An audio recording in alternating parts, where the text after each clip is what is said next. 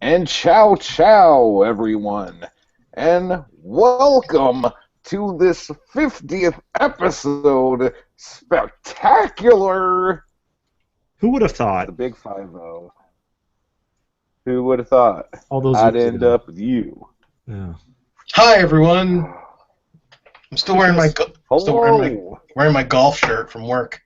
Although I don't play golf when I work, but it was a golf shirt I wore to work Because you're a caddy? because for some strange reason it was 70 degrees on Sunday in Philadelphia in the middle of December. So there's that. Were you at Raw last night? No, why? Were you there to see Roman Reigns win the heavyweight championship? It wouldn't be an appropriate 50th episode without an opening remark about WWE Raw, or I prefer WWF, but the World Wildlife Federation didn't like that. So No, Yeah. they sure didn't. They get mad when you wrestle pandas. Who doesn't? So, for those of you who are joining us live, if you would like to join our little smorgasbord of conversation, do it in the Q&A thingy. I have no idea how to work it. I've never done it, but I know how to read the stuff when you put it on there. another So- thing that I don't have access to. I can't click the Q&A. I can't click lower third. I can't put a fucking birthday hat on my head. I can't make clapping noises. I can't do anything. I can just sit here. Okay. I have something to do, but go ahead. I'm sorry. I interrupted. In case you don't know what's happening right now, we're having computer problems. No, just me. And, well, I posted a link that didn't post, apparently, which was strange. I think that was user error. Oh, okay. Well,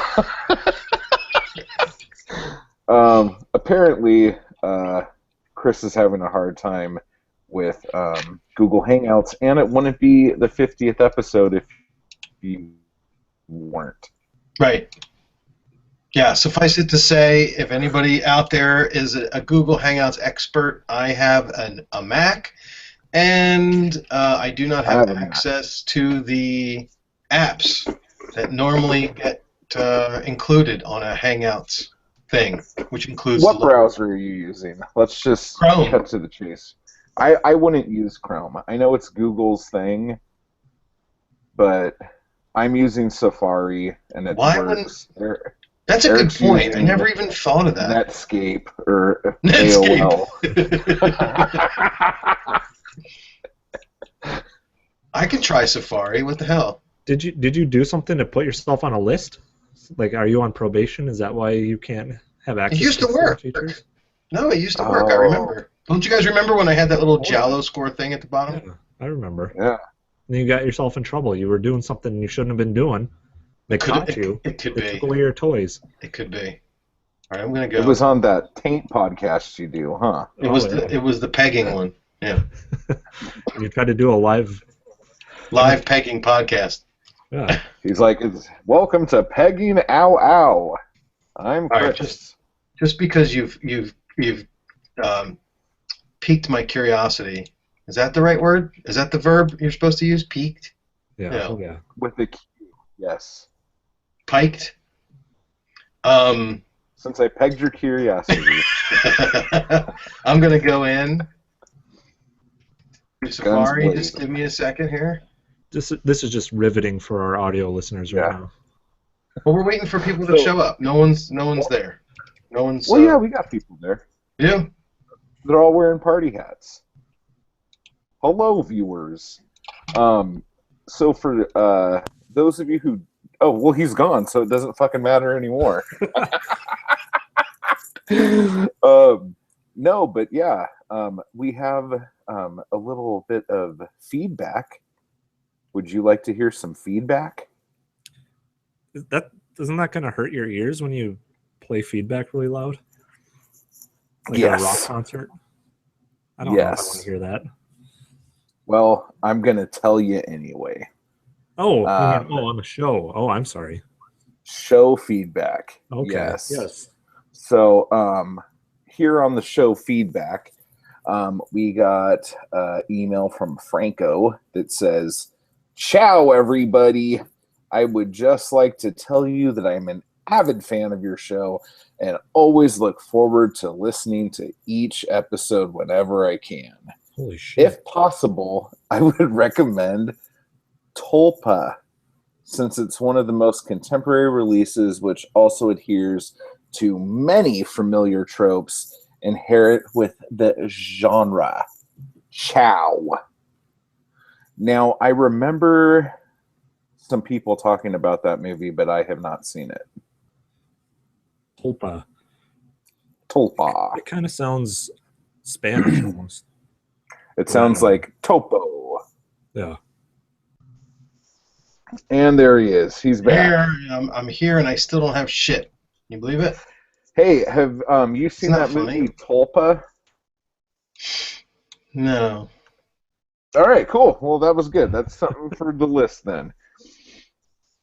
Is that good that I wasn't even around because you guys were talking about something? And isn't that funny? Yeah, like I'm using a completely different browser. We're doing feedback right now. We're doing feedback. Okay. Awesome. And then I have this lovely little message from Matthew Gregory Quayle. "I'm loving Giallo, Ciao, Ciao so much. A significant part of that enjoyment is due in no small part to your," meaning me, everyone, "entertaining and astute observations. Bonus points for the fantastic fashion assessments." Whoa. Thank you, Someone's got a secret admirer. Well, I guess he's not really a secret. Well, Put his I name don't right know there. if he knew I was going to read that on the show, but god damn it. He's blushing. Let's give credit where credit's due. All right. Let's Here. do that. We don't praise you enough. You need to go. You need to turn to the peasants. Oh, Just kidding, everyone. You're not peasants. Made me feel good deep down inside. No, that's good. As it should. Yeah. So listen, you guys, since I have tried to do something to commemorate this 50th episode with decorations, which I couldn't find, and digital stuff, which I can't get to work, the only thing I have left to do is I have this awesome beverage that I'm going to share with you guys for the holiday. It's the St. Bernardus Christmas Ale, and I'm going to pour it in commemoration of our 50th episode into this lovely glass. And you got to take the cork out. I did already. I'm giving sound effects to our audio crowd. That looks great. This was actually purchased last Christmas, and I never drank it, which means it's aged for about a year. So hats off to our Belgian friends who make the greatest beer on the planet. What's the ABV on that bad boy? A lot. That's what it says at the bottom. A lot percent. No, it's 10%. There you go. So here we are. Cheers, everybody. And let me move my mic out of the way so it doesn't get dipped in the beer. Yeah. This is good.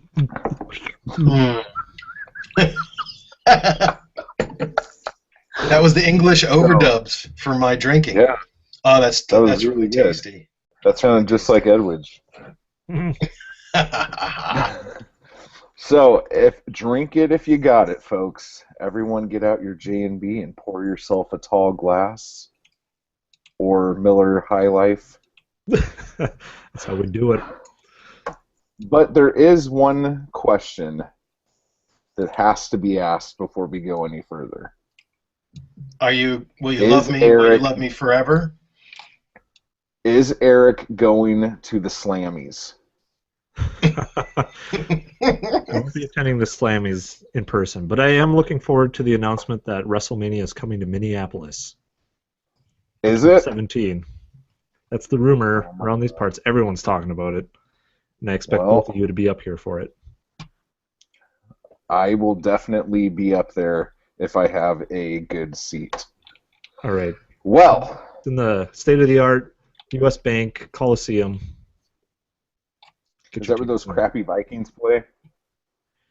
Anyway, what are we doing here? A Giallo show? I can't hear anything anymore. Yeah, Packer fan Hello? in California. Can't hear What me? was that? I couldn't hear you. I think the NFL turned off your mic. Well, they turned off a lot of things. All right. And well, let's the turn most on interesting our thing that's Italian happening, Jets. the most interesting thing happening in the NFL is that four-way tie for first and last place in the NFC East. That's always fun.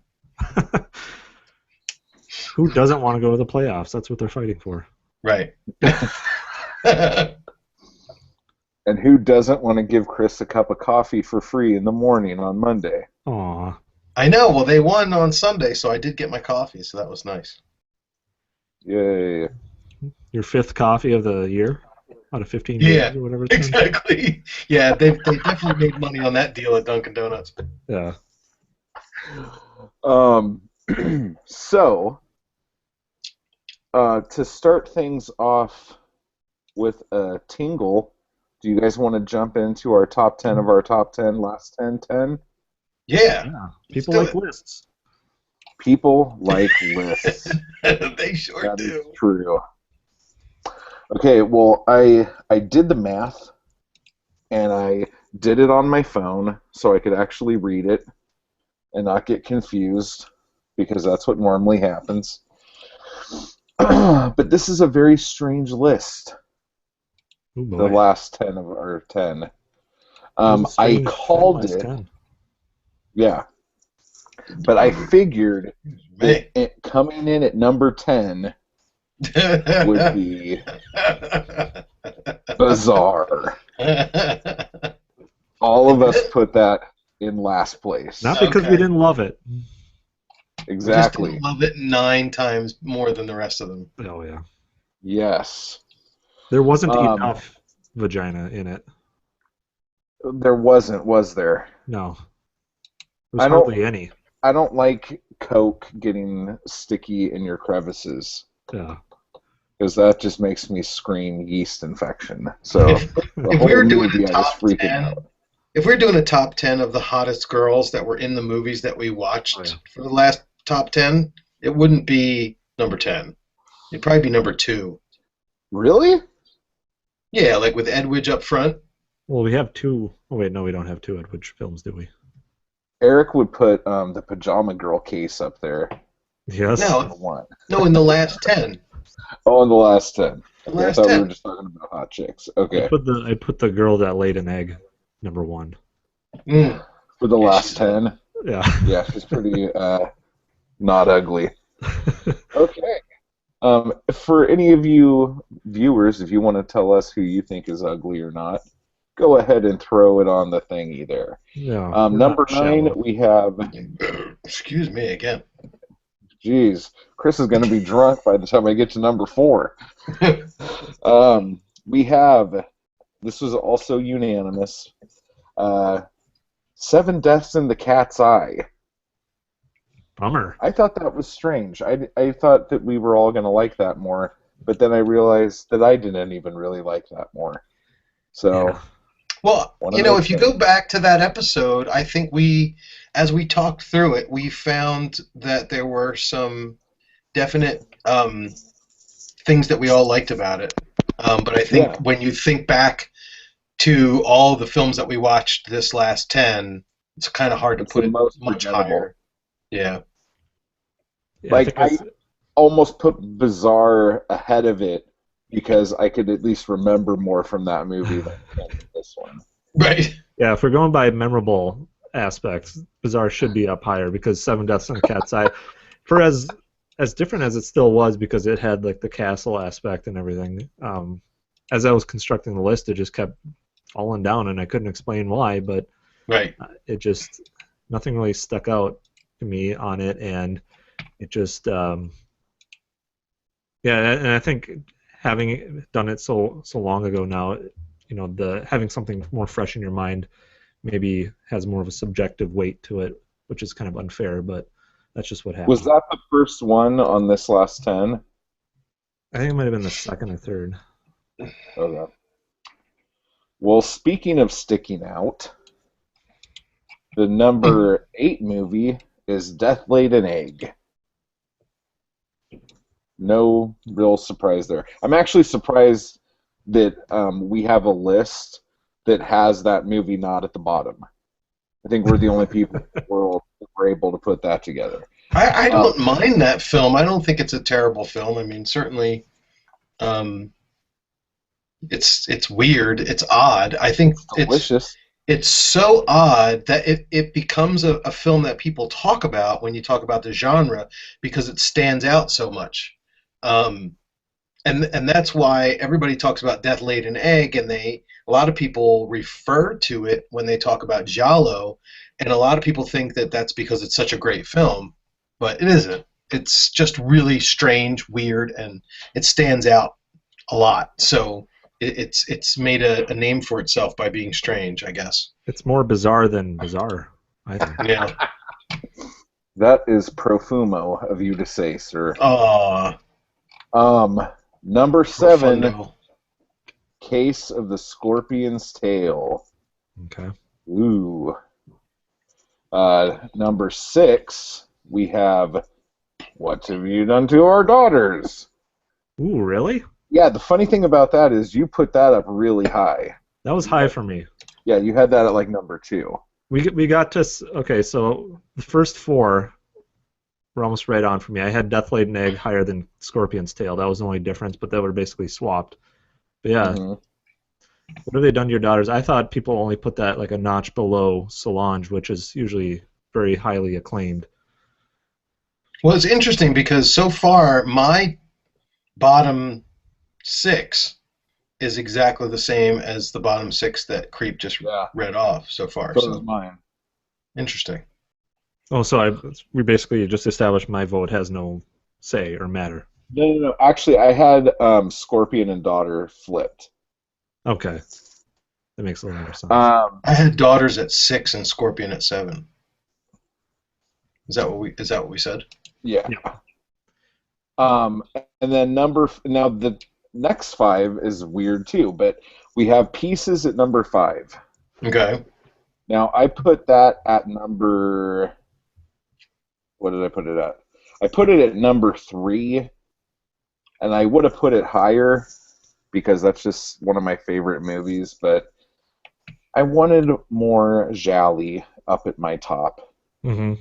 Yeah, I had the same exact problem. I really like Pieces, and I felt bad putting it as far down as 4 for me.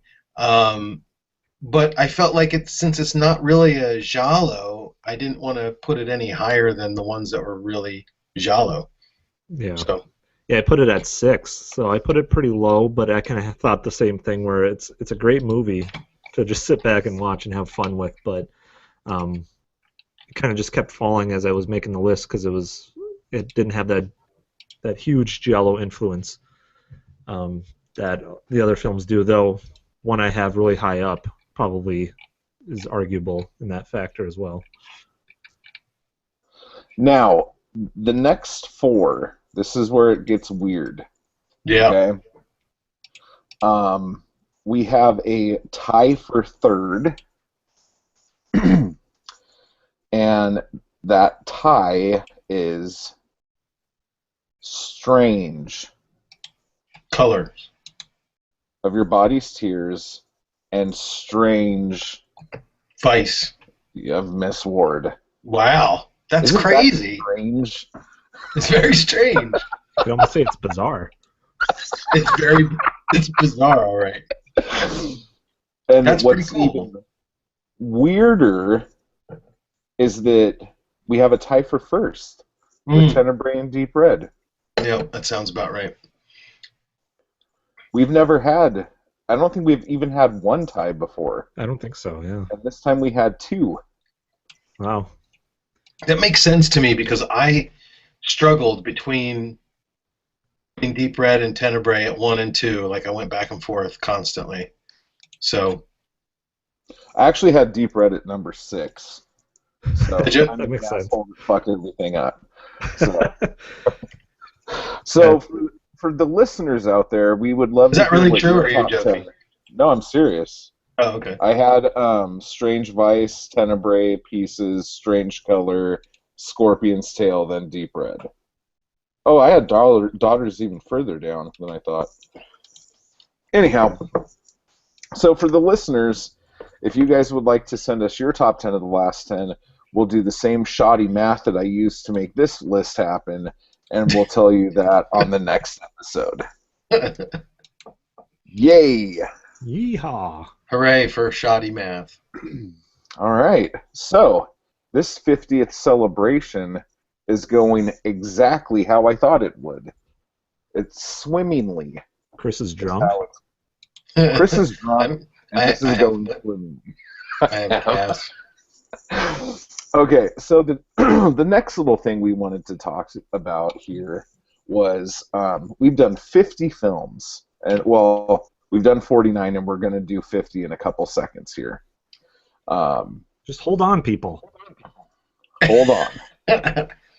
But I wanted to know from us, your humble hosts, which were our, let's say, top 5 favorites of the last 50. Of the last 2 years or however long it's been, this train's been running from the station. Which ones are our favorite? Is there anything shocking that even surprised you?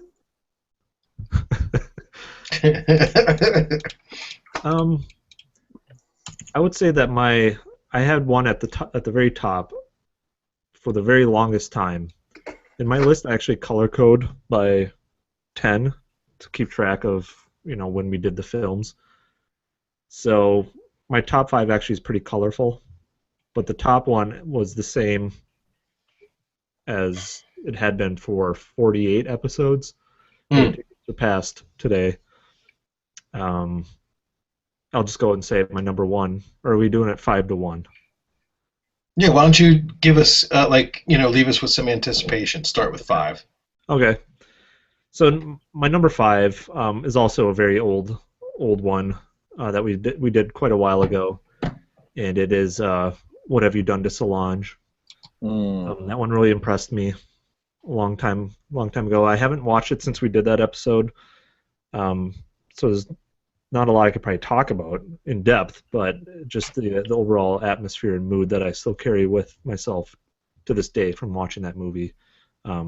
It really sticks out. So I'm really excited that Arrow Video is putting out a decent copy of it, because I was on my hands and knees begging Chris for his DVD at one point, and I think like a week later they announced it. So the value of it went down quite a bit. Sure did. So shove it, Chris. I was gonna feed my kids' college fund with that. Yeah. You really think I have that kind of money? I would have found it somehow. Well, my number 5. Is that how we're doing it? Oh, okay. Well, I guess. I don't know. Do you want to go? No, I think going round robin is a cool idea. No, you don't. I do. Because Okay. Eric can go, then Creep can go, and then the real answer will come with me. Oh, Get my belligerent. gosh. 2 sips in. And 2 sips, and I'm all aggressive. I had a cup of coffee before I started sipping it, so I'm an awake drunk. Oh, wow. Well, Sounds like old times. I'm sure most people who listen to the show probably can guess what my top 3 are if they tried. So the top 5 was kind of strange, and it was getting to the point where it was very obvious even what my 4 and 5 would be. And so I thought long and hard about my number 5, and I wanted to pick one that I hadn't seen before the show, because all the other ones that I had picked were ones that had been my favorites for a while, and we did the show anyway, kind of thing, or whatever. So I'm going out on a limb here, and I'm going to say Sister of Ursula. It was so entertaining. You're And listening back so- to the episode. Regret what you just said. It's just like I seriously had no idea that would be so entertaining. It's just great. It has everything you want in it. Everything. Everything. It Plus doesn't do much of it. big wooden Santa that looks like a Peter. So it's great. I mean, I'm talking. I skipped over Blood and Black Lace for this. Like the movies I skipped over for Sister of Ursula, astronomical. Couldn't believe it myself. You either gained a ton of street cred or lost all of it. Yep, and that's okay. I personally admire Creep for sticking to his guns because we all have basically gotten to the point now where we understand that there are certain aspects of Giallo that Creep prefers over others. Don't just say Creep. There's lots of people out there who prefer other stuff than others. There's a minority, we'll say that. And I would like to say that, you know, I appreciate the fact that he sticks to his principles when it comes to, dude. That's the that looks like the Blood and Black Lace thing. That's funny. And you know, as we continue up this ladder of 5, Eric's are going to be well thought out. Mine are going to be typical of the typical, stereotypical Giallo fan, and Creeps are going to be the ones that have the most tits and ass, as Not well true. as. No, I'm just kidding. But they have a certain amount of trashy. There's a certain amount of trashiness that once you obtain the level of trashiness that is required to make the top 5 on Creep's list, you know you're there. So we'll see. You know it. Is it my turn? No, so what's your 5, Mr. God of all? Ironically enough, well, let me preface this by saying that I too wanted to have a top 5 that included a film that I had never seen before we did the podcast, and sadly I could not come to terms with that. I could not bring myself to bump any of my favorites down below number 5 in order to wedge one in.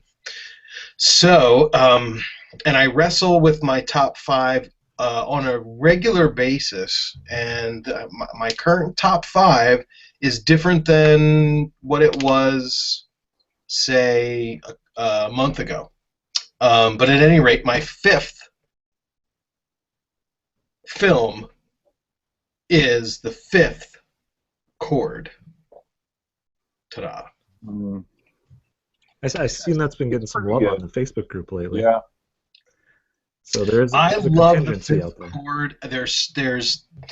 Sometimes Giallo films resonate with me because a combination of things work together synergistically to really kind of make a memorable experience. And I know that you guys didn't really think that the 5th chord was very memorable, and that's totally understandable because it does move at a slow pace. But I think that the combination of the music and the cinematography and the portrayal of Andrea Bild, I think his name was, by Franco Nero. It just makes the film so memorable for me, and I like to watch it. It's I don't know about you guys, but there are certain films that you can just kind of jump into. It doesn't matter whether you start it from the beginning or whether you jump in through at the middle. That's one of those films that I can just kind of grab the slider, drop it wherever, and just start watching it. It's such a beautiful film. It just, you know, it's visually so gorgeous.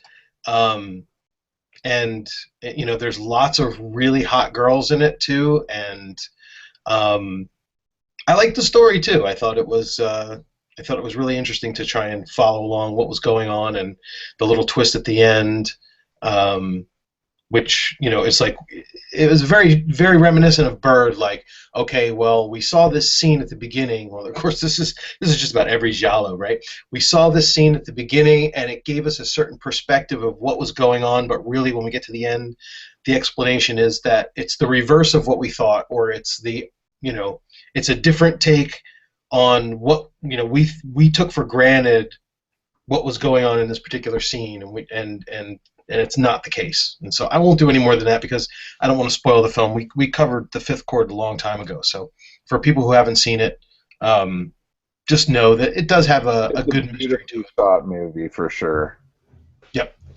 It's like shot probably one of the best out of the ones we've done for sure. Eric, number quattro. Yeah, I was just thinking about the Fifth Chord because I think that's the one that I had an unfinished cut of or something. Yeah. I remember being really invested in towards the end. There was like this thrilling chase, and then I just got blue balled on it. And yeah, and I think that Franco Nero dubbed his own English, but I'm not sure about that. So okay. It's probably worth it to seek out an English dubbed version because you get his voice. Yeah, I got like a 3-pack that has it in there now, so I'm gonna definitely check that out again. Oh yeah, there you go. I got a chance. But my number 4,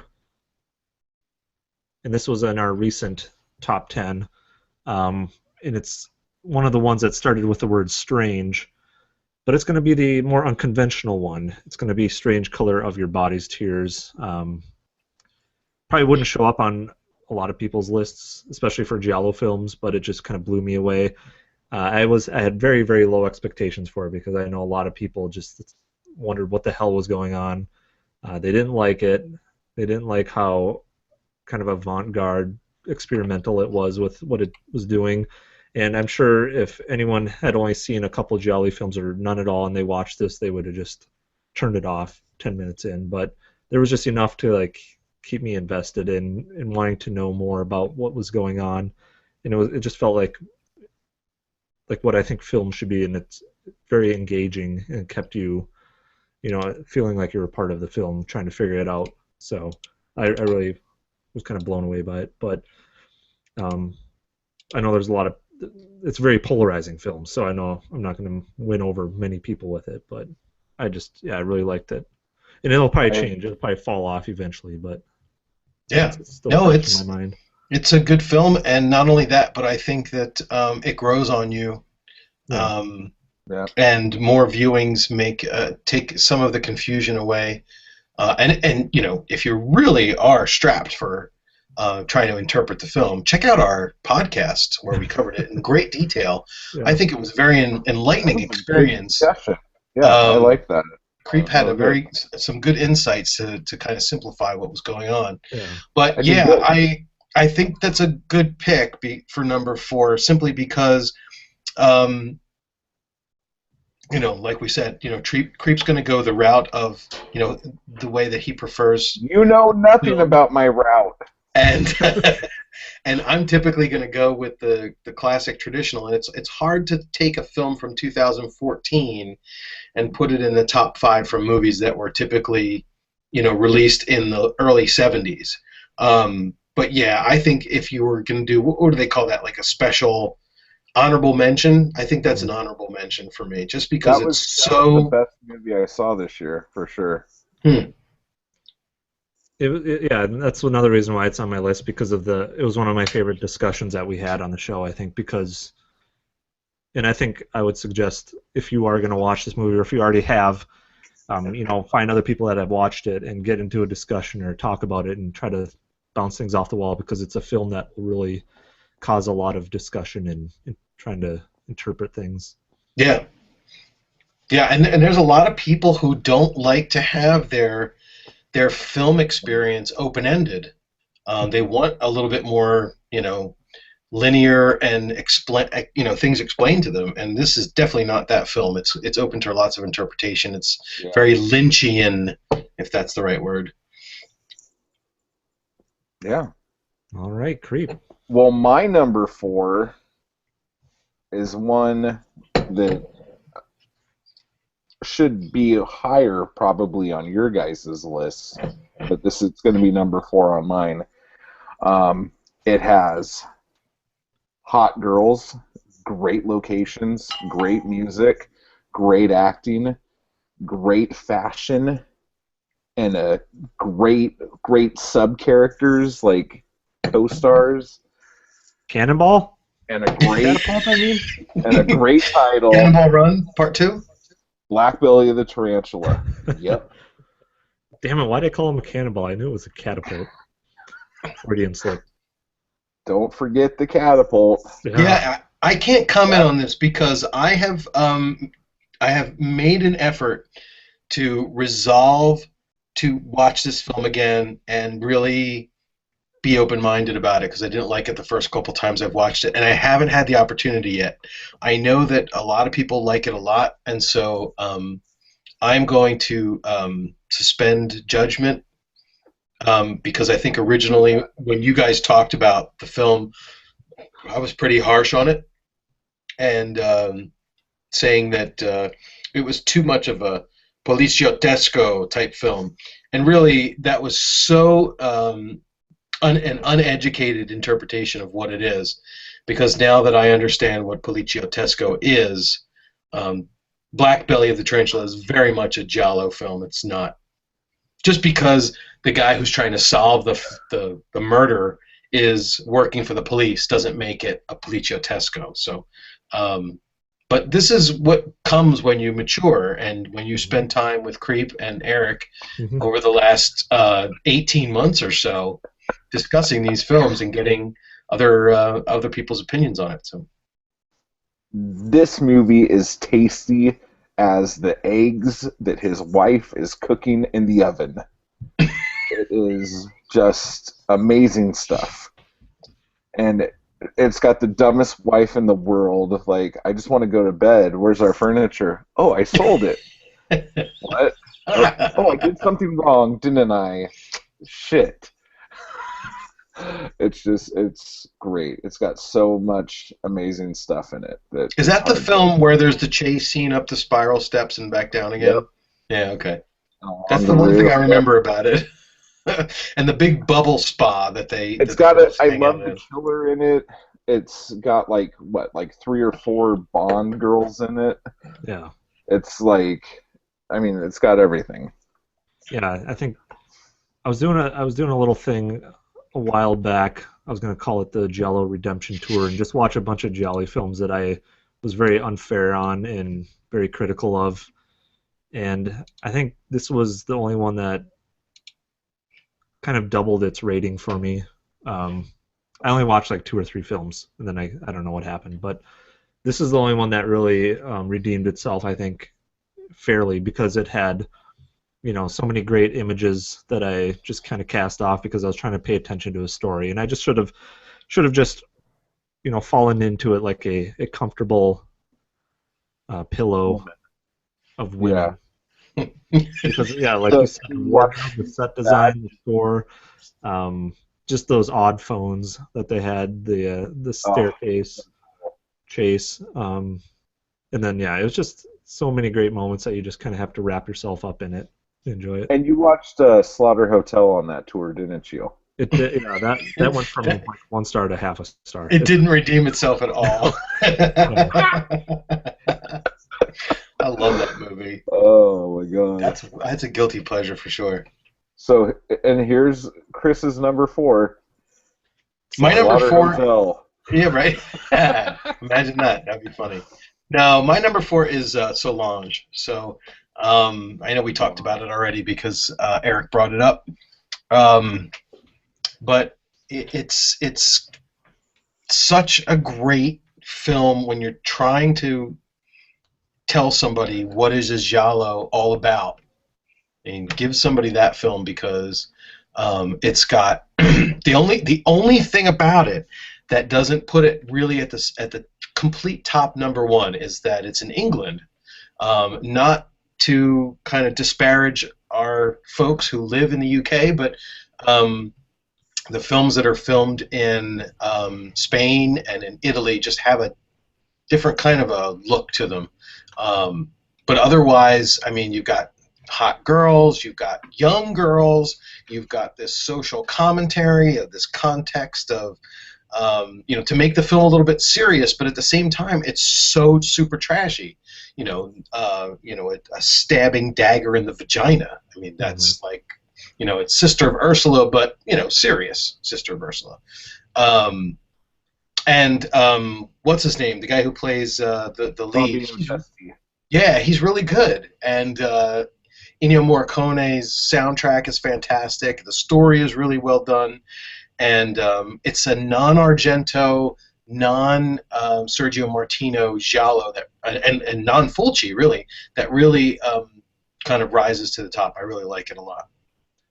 Yeah, I will be. I mean, I did have it in mind as well, but I will say that if there was one thing to be critical on, is that it does feel a little heavy-handed with the message, and basically because he puts a huge block of text before this movie end, as well as daughters, about girls going missing, nobody really paying attention or caring what's going on, what's happening to these girls, and so I could see how that might be kind of a turnoff for people. How this is just so hitting you over the head with it, but it's just it's well done enough that you can kind of forgive it for that.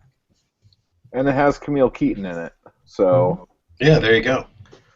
Everyone's who I had no idea who that was until this podcast. So if I've learned anything, I learned that Camille Keaton was in Solange, and she was in I Spit on Your Grave, and there was another Giallo she was in.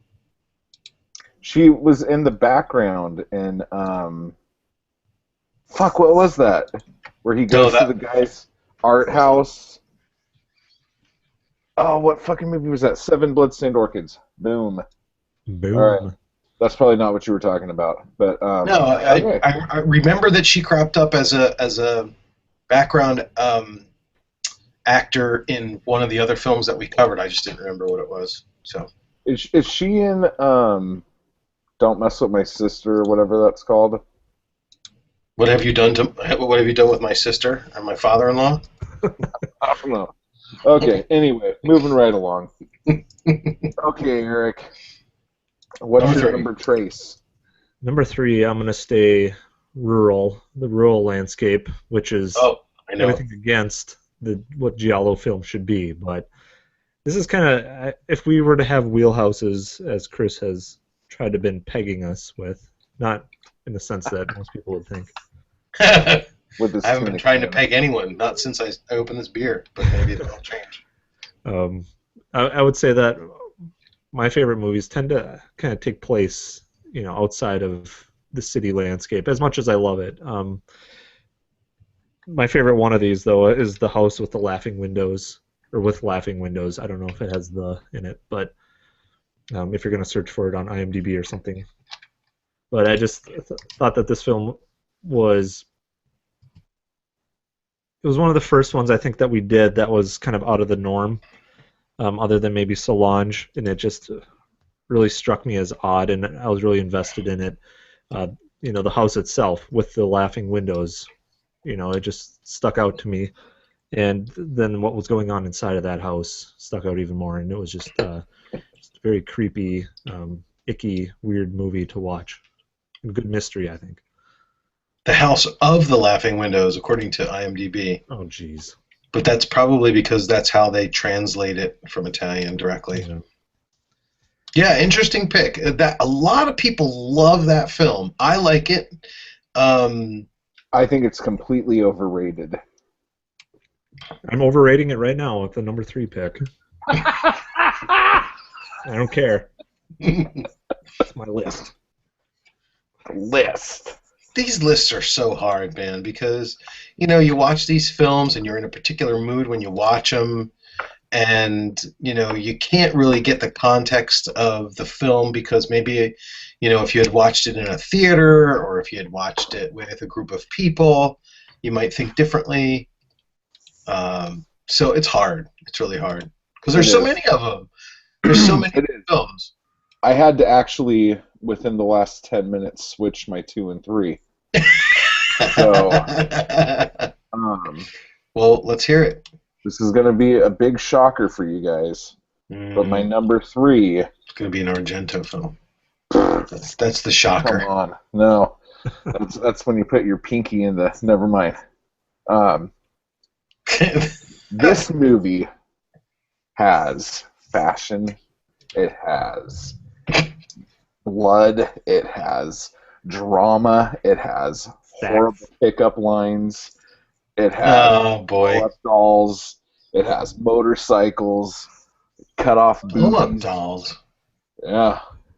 I know This what he's talking movie about. is, and it opens up in the crotch of a woman with her feet up in stirrups. This is your number 3? Strip nude for your killer. You're kidding me. No, it was my number 2 a minute ago, and then I just decided to change it. All right, well, I know what one of the 1 and 2 are, but I don't know what the other one is. Interesting. Yeah. It's such a fun movie. It was one of my first into the genre, and for anyone who hasn't seen it, stop what you're doing. And it gets grandma and the kids are out of the room. It gets a lot of points. Last line at the end. I mean, whenever you can refer to Edwidge and anal sex in the same sentence, you've got yourself a winner for sure. Oh, so much good. But it's don't like forget that every film horrible stereotype you could possibly imagine. That film features. Not only does it feature the giant guy in his tighty whities, but also cases and cases of J&B bottles. Not just one, but they must have. Yeah, they must have really had a good relationship with whoever distributes that liqueur or scotch. It's not a liqueur. Jerry and Bob. Yeah. Right? Is it Jerry and Bob? Yeah. Because they had signs plastered everywhere. And there's like the greatest pair of men's underwear / bathing suit in it. Great pickup lines again. So we did that one pretty early on, right? Yeah. The funny thing is, like, 4 of the movies in my top 5 were in the first 11 movies we did. Yeah, you blew it. Yeah, blew my load. Did you pick all the movies? No. In the beginning? Oh, okay. No. I think, because I know it was early on because I remember when I was discussing with my wife what a Giallo movie was and what this podcast was about. I'm like, well, why don't you come take a look at this one I'm watching right now? It's called Strip Nude for Your Killer. It was the scene of the large, bulbous man in his whitey tighties. Oh my God! This is what you talk about for 2 hours every night. Well, how can you find that much time to talk about a movie like this? Yeah. How dare you both? Yeah. That is classic cinema. No. That's my wife talking as well as Eric's wife talking. I heard a suitcase zipping up in the bedroom about 5 minutes later.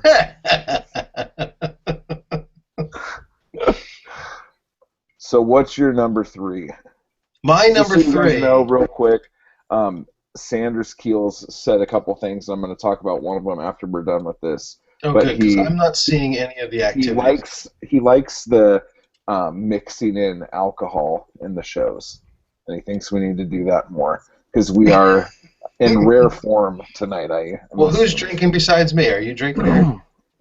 Yeah, I don't have 10%. Mine's only 4.5, but. Oh, okay. Well, if I drink 2 of them, that's 10, right? Almost. And I have a Starbucks coffee in a coffee cup. I remember in the old days, you used to drink the coffee. Yeah. And like the cappuccino and the scotch at the same time. I know. I'm out of scotch. I keep forgetting to get some. It's like I need. And then bottle. There was that one episode where you're like, guys, I don't know what I'm doing. I can't see straight. I'm losing my shit right now. I don't know what I'm saying. Well, you've had like that one? There was one episode I got fucking hammered, and I couldn't believe how fast I got. And I was getting dizzy and all sorts of shit. Did you have a bunch of cream all over your ass or something too? Yeah. I opened my eyes and my pants were down and my wrists were duct taped to my ankles. It was just awful. I don't know what happened there. Yeah. That was before we did video, though, so we didn't get to Yeah. experience it, Yeah. Yeah, unfortunately. yeah, the sound effects. Yeah. All right, so my number 3 is Argento's Tenebrae. And I've struggled with the top 3 of my favorite Gialli for quite a while. Currently, Tenebrae is number 3. It was number 1 about 2 weeks ago, and I think that's when we covered it, or maybe about a month ago. The only reason why it's not in the top 1 or 2 is simply because, as a purist, I don't consider it to be the ultimate Giallo simply because it takes place in a time period that's not the authentic Giallo time period. And that's really all I have to say. It's a fantastic movie. It's almost freaking perfect. It's one of the best Giallo ever made, as far as I'm concerned. But there's something about the fact that it's got this futuristic feel to it. The fashion is different. I don't want to say it's bad compared to 70s Giallo because it's just different. It's a really fantastic film, but it just doesn't embody that feeling of, that Case of the Bloody Iris kind of feel, which isn't in my top 5 at all. But What a loser. it just doesn't have that. It doesn't have that Giallo thing going for it. So, but I love it. It's a great film. Tenebrae, and Tenebrae is one of those films that is easy to recommend to the uninitiated. If they're interested in Giallo, or if you're interested in kind of getting them into watching Giallo, like when the opportunity for my wife and I to sit down and watch a Giallo film has happened a few times, and I've always thought that Tenebrae was going to be the one. It hasn't happened yet because either the schedules have changed, or I typically don't even start a film for the two of us to watch if I know that she's already too tired to make it through a full film. So I just wait until there's an opportunity. But I think Tenebrae is the one where you can really get people to pay attention because it moves fast. It's pretty accessible from an American culture standpoint because the main character is from the U.S. and but we've talked about it at length. If you go back a couple of podcasts, you hear all about Tenebrae. But it's one of my favorites for sure. Yep. Yeah, I think I remember we watched this. I mean, we had seen Opera a while back, but it was pretty relatively close together. And I remember being kind of let down, or I didn't really like Opera all that much, so I was kind of not expecting. I mean, I was expecting a little bit more from Tenebrae just because of the praise it's gotten from other people.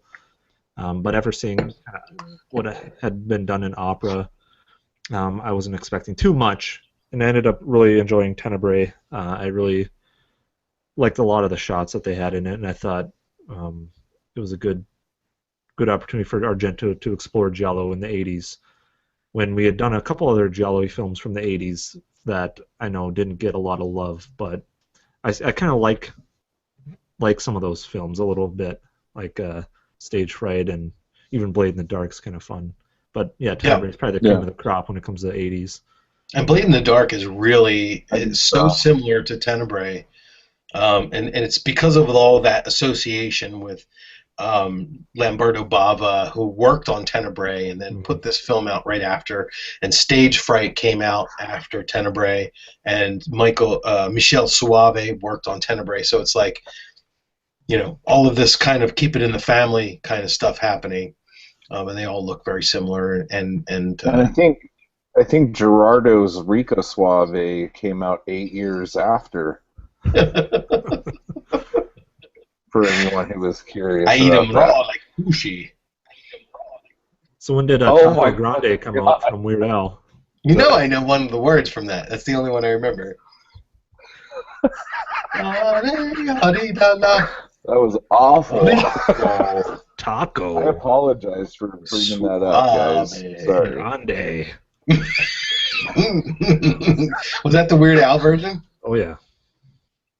There's always a Weird Al yeah. version. Do All our right, there's a Weird international Al version listeners of this know show. anything about Weird Al Yankovic? That's the real question. Yeah, but I don't know how much they're going to know about Gerardo.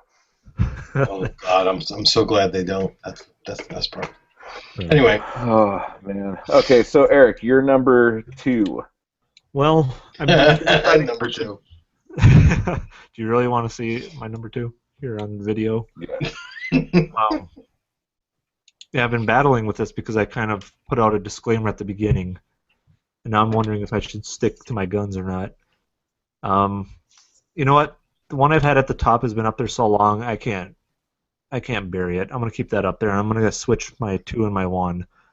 My 2 is going to be Deep Red from what I called back in the olden days Dario Argento, and yeah, this one has sentimental quality for me, being one of the first ones I ever saw. It also is just for being as long as it is, it's you don't lose your attention while watching it because it's got a good mystery involved, and it's for the most part doesn't seem to stray, in too many weird directions or have. I'm sure there's some plot holes we'll find once we start talking about it, but I thought it was pretty well. Pretty cohesive for a Argento movie. Yeah, we still have a whole show to do. I know. Yeah. I just gave away what I thought about it. The women in Argento movies are very mannish. Yeah, there's nothing to talk about when it comes to women. There is not. Yeah. No, yeah. I don't think I've had an Edwidge movie yet, which is maybe I should just pack my bags right now. But it's yeah. If you're looking for babes in your Jolly movies, it's totally understandable. Not going to be in this one though. Yeah. My number 2 is one that Chris already said, and this was my number 3 until a few minutes ago, but it's Case of the Bloody Iris. Oh yeah, and I love the reason why it moved to number 2 is because I like Edwidge's hair better in this movie than in Strip Nude. She looks fantastic in this film. This is like, if you are a fan of her or you have no idea who Edwidge is and you hear us talk about her all the time, this is the movie of her Giallo. Maybe Top Sensation will change my mind, but that's for another day. But she looks so delicious in this movie. And the other actress in it, the redheaded chick, is ridiculous. George Hilton's in it. It's kind of like an orangey, brassy thing. And it's kind of curly. One of the greatest things about Edwidge in this particular film is the scene where she's posing with the motorcycle with the body paint, and you're like, wow, she looks incredibly hot, except for the fact that I would prefer her with long hair. And it turns out that she's just wearing a wig, and the next scene, she's got the long hair, and the next scene is the photo shoot where she's got that purple see-through nightgown, and she's doing all the poses on the mattress. And, yeah, forget it, man. Forget it. With the greatest photographer in the world. Oh, give it to me. Give it to me. Come on. Give it to me. Come on, baby. Yes. Come on. Yeah. It's just like everything. And I keep saying this, but this movie has everything that makes someone like me like these types of movies. So yeah, it's really good. I can't say enough about it. If I had to make a top 5 of trashy Jolly, that's number 1. Trashy. That's my number 1. It definitely comes up on the top of everything. Your boobs. Oh, there he is. Nope, he's there. All right, so what's your number 2, saying you're making fun of me a lot? My number 2 is the same as Eric. It's Deep Red. And I've wrestled with that for a long time. If you go to my website, gialloscore.com, you'll see that that has the highest score, and it's not a coincidence because it's my favorite Giallo. But it's not. As of today, it is not my favorite Giallo. Um, it's number two, and we'll talk about Deep Red at a great length in the next hour or so. So I won't say any more than that. Yes. But Deep Red has long been one of my favorite films. So way before this podcast even began, way before I even knew what Jolly or Giallo was, Deep Red was one of my favorite Before films. we were a gleam in our parents' eye. Well, I was Eric. How old is Chris? I was technically born when the film came out. I was 2 years old, so Chris was alive during the Revolutionary War. Which revolution? The sexual revolution. Mm. So what's your number one, sir? All right. Number one. Rat teased it tat. enough. I think I know what it is. I'm not going to say.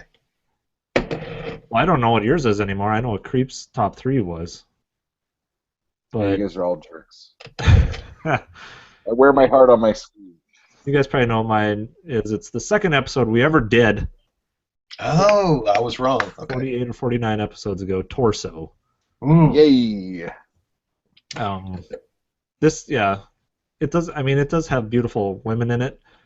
I think I was enamored by Susie Kendall when most people weren't for some reason, but I really like her in this one, and I like the other girls that are in it. The girl who was in Mrs. Ward or Miss Ward is really good in this one, and Oh yeah.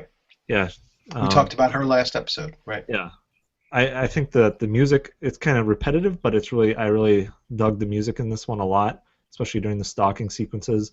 And the killer is just so he's kind of plain looking for what you might expect from like a slasher type movie. He doesn't have like an elaborate mask, but it's just menacing enough. And you wouldn't get that, usually they're wearing like a fedora or some kind of fancy hat in a Giallo movie, but here he's just wearing a ski mask, but he's still got the gloves. So I just like that hybrid mixture of, my love of slasher movies from being a young kid to first getting into Giallo movies. It's a very good entry point for someone who wants to kind of see the roots of slasher. Yeah, that movie nearly made my list, but Sister Ursula wouldn't be listed out. And so did That's fantastic. Yeah, Death Walks and High Heels almost made my list. But no butthole face today, guys. Today, my number one film goes bump bump bump bump bump dun dun dun dun dun dun dun dun dun. Yeah, it's Eyeball. And it's bizarre that... No, it's Eyeball. Yeah, I thought you picked Eyeball. Yes. That a movie would be number one for me that comes from the land of the Barcelona. But it is. And it's just like, I find myself watching that movie all the goddamn time. And like involuntarily? It's just like on? I'll just put it on. And Yeah. I'll just like do other stuff, No vacuum. and then I'll hear, "That guy'll never get a vote for me." Well, dang it! And like just little stupid lines like that, and I start cracking up. And it's such a good movie. It has like a ridiculous killer, a ridiculous reveal of the killer. It has what's our dude's name that was in like every movie? The priest guy. George Rijard. George Rijard. I love him, and it's I just missed like him. there's great outfits, great glasses, great hair. Great ponchos. Oh, dude, the ponchos, and then like the creepy bus driver, like Yeah. red herrings up the gazoot. It's just like, it's so much fun, dude. It is like seriously one of the funnest movies I've ever seen. There, I did it. You You did did it. it. Congrats. Number one. and you That guys all knew movie what they were gonna. and that movie deserves a proper DVD/Blu-ray release. Fuck It yeah, it really, does. really does. Because I have a crappy copy, and I don't think I've been able to find a better copy than the one I I've have. never And seen a copy of that. It's all like burnt orange looking. yeah, it's Like, awful. I I don't think want I them would to like clean it it a up lot too much, more. but if it was cleaned up a little bit, I Yeah. really don't like it when they do these Blu-ray touch-ups and the movie looks like it's fucking borderline 3D and it just like Yeah. loses all of its feel. But so, Chris, Creep, are you kill gonna the do suspense. are you gonna write an essay or do commentary if they release it on DVD? Fuck yeah, dude. You I'll better. do it in the all over the back of it. It'll be awesome. Oh my. Well, look, I didn't purposely plan to be the last person to reveal the number one. It just happened that way. And since we're talking about films that look better with restoration versus films that don't, this film has never looked better than it does now on Blu-ray, and it is Deep my number throat. one. It is my number my number one pick, and it is once again Argento. Yes, I am Argento fan at heart. It's the bird with the Giallo. crystal plumage. Oh, yeah, that's a good one. And the reason why I've put this at number one instead of Deep Red is simply because it embodies everything about the genre. It is really kind of the springboard. It is the original, It's not the the first original. episode we did. It's not really the original. I mean, we could say that Mario Bava came in. It's funny that there's no Lucio Fulci's on this list for any of us. There's no I don't Mario like that. Bava's on this list for any of us. I thought that Eric was going to mention "Don't Torture a Duckling" at some point, but he didn't, which is fine. It's a Damn great it, film, Eric. but I thought I um, was going to mention $5 for an August moon, and I Yeah. didn't. yep. But Bird, and I started with my top five with the fifth chord, and ironically, or maybe not ironically, Bird was the cinematography was done by the same guy who did Fifth Chord, Vittorio Storazzo, who won an Oscar for something. I can't even remember what it was Was it for. Apocalypse Now? Was it? Okay. I think it was. So that film, I mean, you've got the amazing, camera, the amazing visual art of this cinematographer matched with Ennio Morricone, who is, as far as I'm concerned, probably the best um, composer of Giallo soundtracks, or maybe the best film composer who ever lived. You're a mark. Um, and you have Argento, who, every time you watch an Argento film, I don't know if this happens to you guys, but every time, and when we get to Deep Red, this will come up again. Every time I watch an Argento film, I notice something else. He seems to be able to frame scenes in a way that there's three or four things happening at the same time, and you're really supposed to be directed to what's happening in the main active area of the frame. But if you have seen that part, and the next time you watch the film you decide to look over to the left or look over to the right or what have you, you'll notice something that you didn't notice before. Argento is really good at developing characters that garner some sympathy, that you can really kind of connect with. And he's done that in most of his films. And in Bird, we have this fantastic,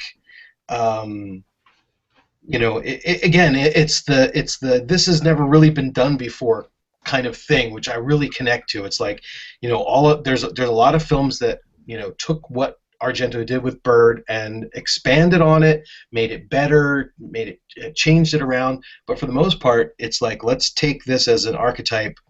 You have that scene with the killer, and is it the killer or is it not the killer? And you guys talked about Bird before I was part of the podcast cast. So I really didn't get a chance to talk about it with you guys too much. But yeah, I don't know. I really have recently had a hard time with finding a better film when it comes to this particular genre. So It's a really good movie, and I've had a love-hate relationship with it. But the more you watch it, the more you realize how flawed the plot is. oh well, you know.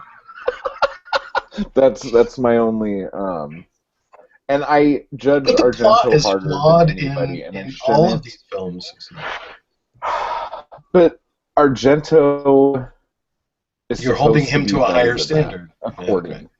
Yeah, because everyone freaking is bobbing on his knob like it's fucking going out of style and shit. Yeah, but I And mean, so it's any just commentary that you read about Argento, the very first thing they'll say is that he's not really known for his scripts. He's not really known for his linear storytelling. and since You he know, stopped working with that guy, he's not really known for his direction either. he's not known for Ooh. anything anymore, unfortunately. Damn. I hope he's not Anybody listening. seen Dracula 3D? Copy of his Dracula movie. Yeah. Well, I kind of No, hinted at it when I mentioned Deep Red. I said, we could probably get into the story aspect of it and look at, it was one of the first ones, or one of the only ones I think it's decent in the story. But he has this where he seems to kind of throw a story out the window, or it's more like how you would envision a story in your dream, where it's not linear, it doesn't make sense. It makes sense at the time, but as soon as you wake up, you're like, what the fuck was that all about? I feel like that's he's very vivid. Well, that was awesome. I enjoyed that talk. It was 50 episodes in the making. Jeez. Yeah. So I don't know if if the audio feed will cut into 2 episodes for like a 2-parter or what. But I just want to end it with a question from Sanders. He says, or asks, Pieces wasn't a full Giallo, and I get not wanting to go down that path much, but for holiday's sake, have you thought about doing Black Christmas? To some degree, it has a lot of Giallo feel as well.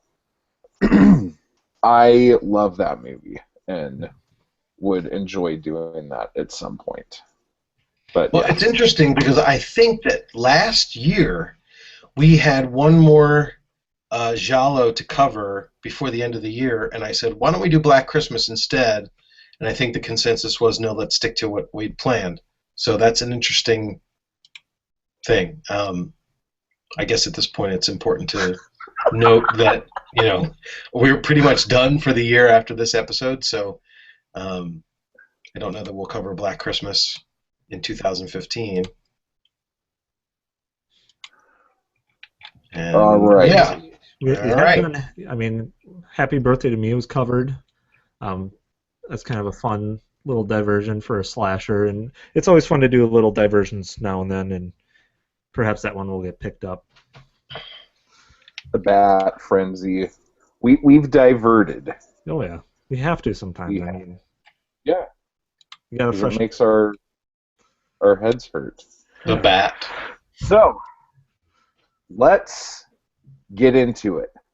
Let's I talk think it's about time this film. now to talk about Profondo Giallo. You guys get started on. I'm gonna go grab another beer. Since Sandy thinks I'm funny, or we're funny when we're drinking. I thought this was Eric was going to be covering this It one. is.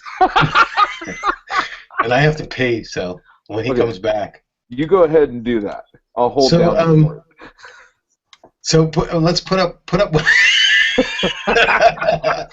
one of those intermission signs. Check out our snack bar. Get your hot dog. Let's all go to the snack bar. I'm going to pour a little bit more. Whoa, this 10% is really affecting my 90%. Whoa. Wow, that was like almost like political. That was almost topical. What that was. Okay. 90-10, everybody. So Eric's Take back. it away, Eric. Yeah, sorry, that was very unprofessional of me, but I figured. Chris is leaving. No, it's okay. I might go make a cup of coffee when he gets back. So 50 episodes, I can do whatever the fuck I want. I want to leave in the middle of the show. I mean, we're already an hour and a half in. Usually we're done by now, but No, no. I still have to make dinner. Good God. Damn time zones. Yeah, I I'm know. ready for bed. So this episode is going to be hosted by Mr. Eric. He Jeez. picked Deep Red to talk about a little bit. Yeah. So, would you like to take that away, sir? Well, sure.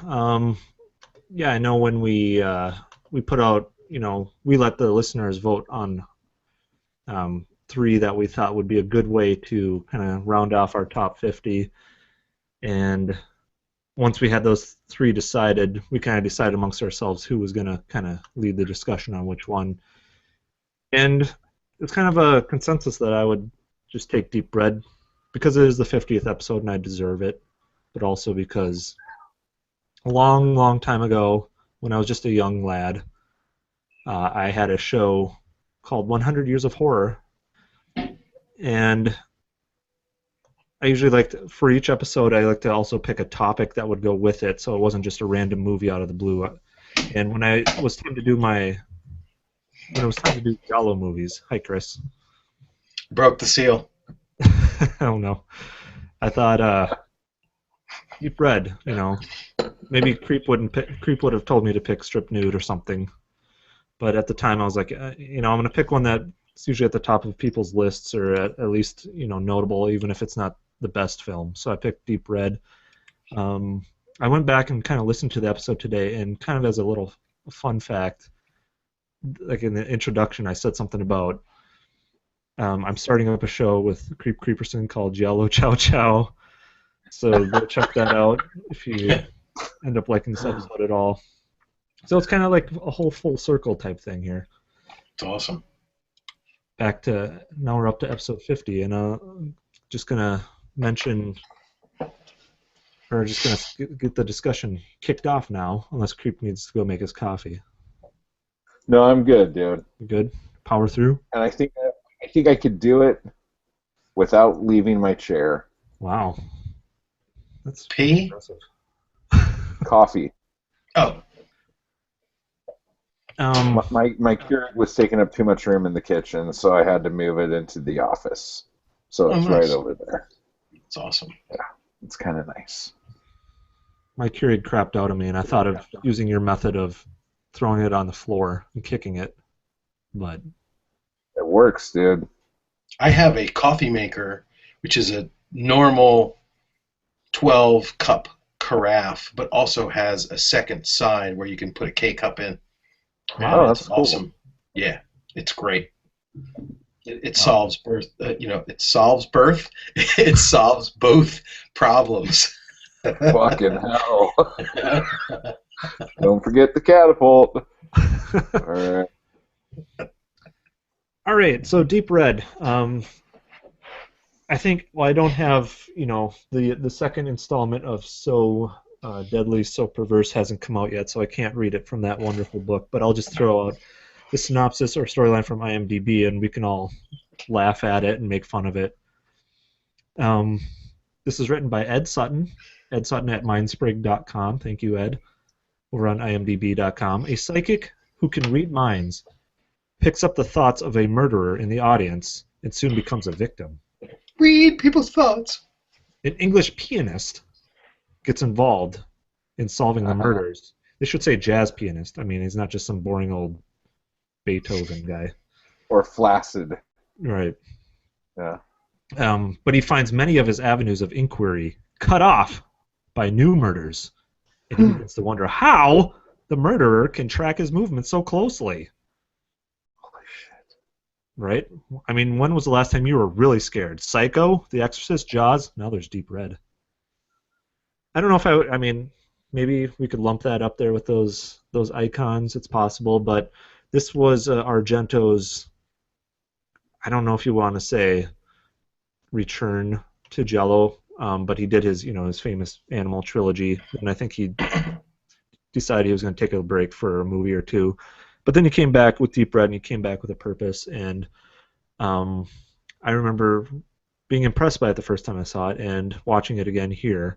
I watched the over 2 hour long Italian Profondo Rosso cut. Butchered that. But I think, like I mentioned when I talked about it being in my top 5, I think it stays pretty cohesive throughout the whole plot. I don't know if that synopsis really got to the heart of it, but yeah, it's basically this pianist is out in this city square after, I don't know, he's meeting up with his mirror image almost, Marco, or I'm sorry, Carlo. I'm thinking of a different guy. And he looks up in a window and he sees this psychic murdered. And basically the whole plot revolves around him. He goes up to the house to try to save her, and afterwards the whole plot kind of revolves around him thinking he saw something and trying to get around what it was that he saw. And this kind of gets to a lot of things we've talked about with Argento in the past. I think it's this concept of people seeing something but not really being able to remember what it was. Here comes the raspberry. Thank you. Did you guys move something in here? No, we didn't fucking move anything. Who the fuck are you? Yeah. What are the cops? Are you crazy? Something's out of place. Are you Something's crazy? not right. Did you take one of these pictures out here? Yeah, I really liked it. I thought I was going to We're hang very it. careful not to move a thing. Yeah. Anyway. Listen, Super you graphic murders. are the proletariat of the piano, and I'm the bourgeois. Or no, vice versa. I'm the bourgeois. You're the proletariat. I can't remember which. Yeah, you're the the straight-laced guy. I'm the drunk. I kind of like that dichotomy those two guys had. But Yeah, yep. If you there is a book called Broken Mirrors, Broken Minds, written by Maitland McDonough, who eventually went on to become a mainstream movie reviewer, and she spends a lot of time talking about the symbolism and the relationships of the characters in this film, and clearly there is a lot to be made of the Carlo and Mark relationship.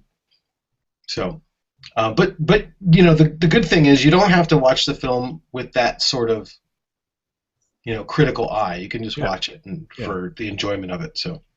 Yeah, it probably deserves some raspberries in certain parts, but I think one of the things that always sticks with me and still does to this day every time I watch it is just how empty that city square was. I think I tried to bring it up during Tenebrae, how you always have this feeling like, there's people around, like maybe around the perimeter, but in the very center there's nobody.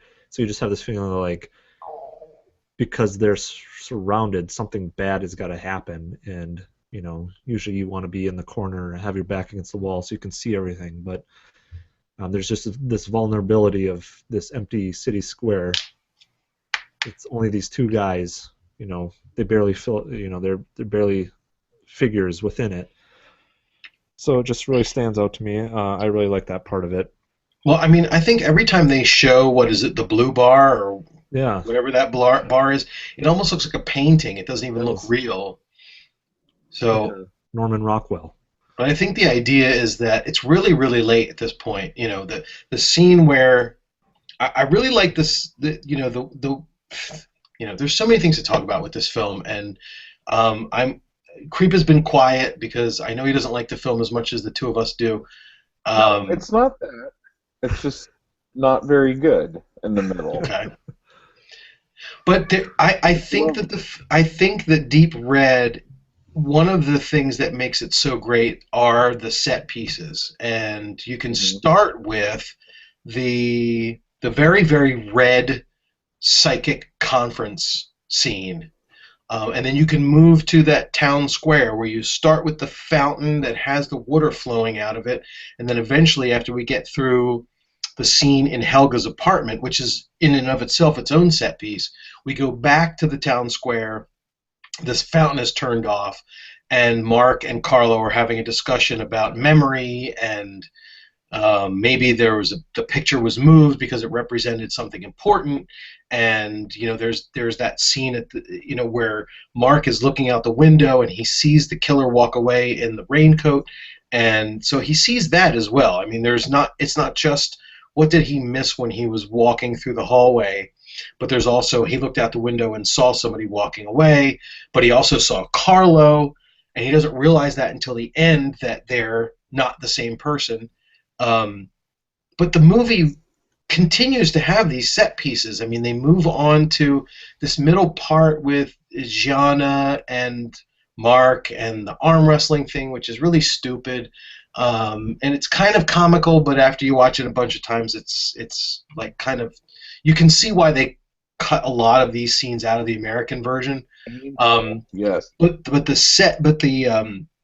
set piece then moves over to the woman. I mean, the story is ridiculous. The woman who wrote a book about urban legends, who heard the sound of the music with the kid in the house, who lives in some house, and then Mark finds the book, and because he finds the book, the killer has to kill the woman who wrote the book. I mean, it's ridiculous. It's absolutely ridiculous. But that whole thing with the bathtub and the birds and that set piece is really awesome. And the returning to that scene where she writes the name of the killer in the fog on the window is really cool. And then I'm trying to think of the other set pieces that happen after that. The guy who's in his study and that dummy comes after him, and then of course you have that really. And I think this is where Creep starts to lose it. The scene in the middle where Mark decides that he's going to investigate the house. Yeah, the villa. And again, I think it's really important. Maybe we won't be able to cover this to the extent that I think it deserves covering. But the difference between the U.S. version and the fully uncut Italian version, there's a lot of stuff that's cut from where Mark is investigating what's going on and kind of rummaging through the house and looking for clues in the house. But I thought that what was done visually and cinematically in the house was really cool. But it did linger a little bit, and it does, if you're not fully awake and you're not really receptive to the artistic aspects of the film, that part of the film is really going to put you to sleep. But then, after that we have the fire, and we have the school, and we have, it's just like one set piece after the next, and if you are just entertained by these little vignettes that kind of loosely tie the story together, that's what makes the film really, really fantastic for me. If you start to kind of look at the script and start to pull apart and look for plot holes, you'll find a lot of them. But that's my first kind of. It's a beautiful movie, and the isolation and the voids and the giant master shots he uses in them are great. There's a lot of really cool suspenseful scenes, like when he's playing the piano and the shit starts falling on the piano, and he's like, Yeah. "Oh," like that scene's amazing. And the psychic chick Helga, she's the chick from Night Train Murders, which is like a big yay movie for me. And she's great in that too. Like, I've never seen that. Awesome. That's a good film. It's Night Train basically Murders? Last House on the Left on a train. On a train, okay. That's kind of a Yeah. Christmas movie, isn't it? Wasn't one of the guys that did one of the early Giallo directed The that? guy did House of Laughing Windows. Oh, okay. Yeah. Yeah. Anyway, Aldo Lado. Aldo Lado, yeah. Yeah. Poopy? I thought it was Poopy. Who did? No, Lado did Who saw her die? Last Dolls, right? Yeah. Oh, yeah, okay. All right. Anyway, Oh, yeah. sorry. No, that's cool. The music is great, and Oh, yeah, I mean, the I didn't even bring characters that up. are. I started thinking about the music, Yeah. and I didn't bring it up yet because I figured we would talk about it eventually. Like, I like the side characters in this movie a lot more than the two leads. Like the side characters are so much more interesting and so much darker and have so many layers to them. Yeah, I know you like Carlo's buddy. Carlo's buddy, mom, Yeah. even go ahead. I was gonna say I definitely agree with you there. I think there are some parts about between Mark and Gianna at the beginning that I kind of liked. I liked, them sitting in the car, the seat falling down, the visor can't stay up. I think that's kind of just like cute. That was fun. I like those touches, but they really strayed away from that until the end, where you just kind of figured, why did they even waste their time building this relationship when it's kind of thrown away? But So, what kind of impact did this movie have on the genre when it came out? Do you guys know? Like, is that something that's been recorded properly? I don't know. I mean, if I were to speculate, my initial reaction would be that this kind of came at the end. At 1975, we're kind of done with it, and most of these directors have moved on to Poliziottesco or cannibal movies or horror movies, and Argento was like, no. I'm going to come in and I'm going to do something that's completely different but still Giallo, just to prove that I'm still the master. But I don't know. I mean, that's kind of from what I've read and from what I've speculated by what I've watched. Because I can't think of a film after Deep Red other than Tenebrae that's had a lot of impact on this particular genre. So, well, Stripping for Your Killer came out the same year as Deep Red. So, like, I know he was probably sweating, and Argento was probably going, fuck, I don't know if anyone's going to like my movie. Which one's going to come out on top, yeah. Yeah, without us being there, I guess it's really difficult to know what the atmosphere of the crowds were like at each film, but I think... I mean, by this time he was already, like legitimized. Yeah. So, did this movie do well in Italy? Because I know, like, in the beginning of his career, his movies were doing better outside of Italy than inside. Yeah, and I think that was kind of the case with this one, too. I haven't read too much about it, but I think when I first was reading about it a long, long time ago, this was kind of his attempt to be legitimized as more of a worldwide phenomenon, kind of like how Psycho had already been, and then recently with The Exorcist and Jaws. Those had gotten worldwide. Just people had everywhere had seen those movies, so he was kind of trying to get that, I think, with Deep Red, and I think whether or not that, I don't think that really occurred.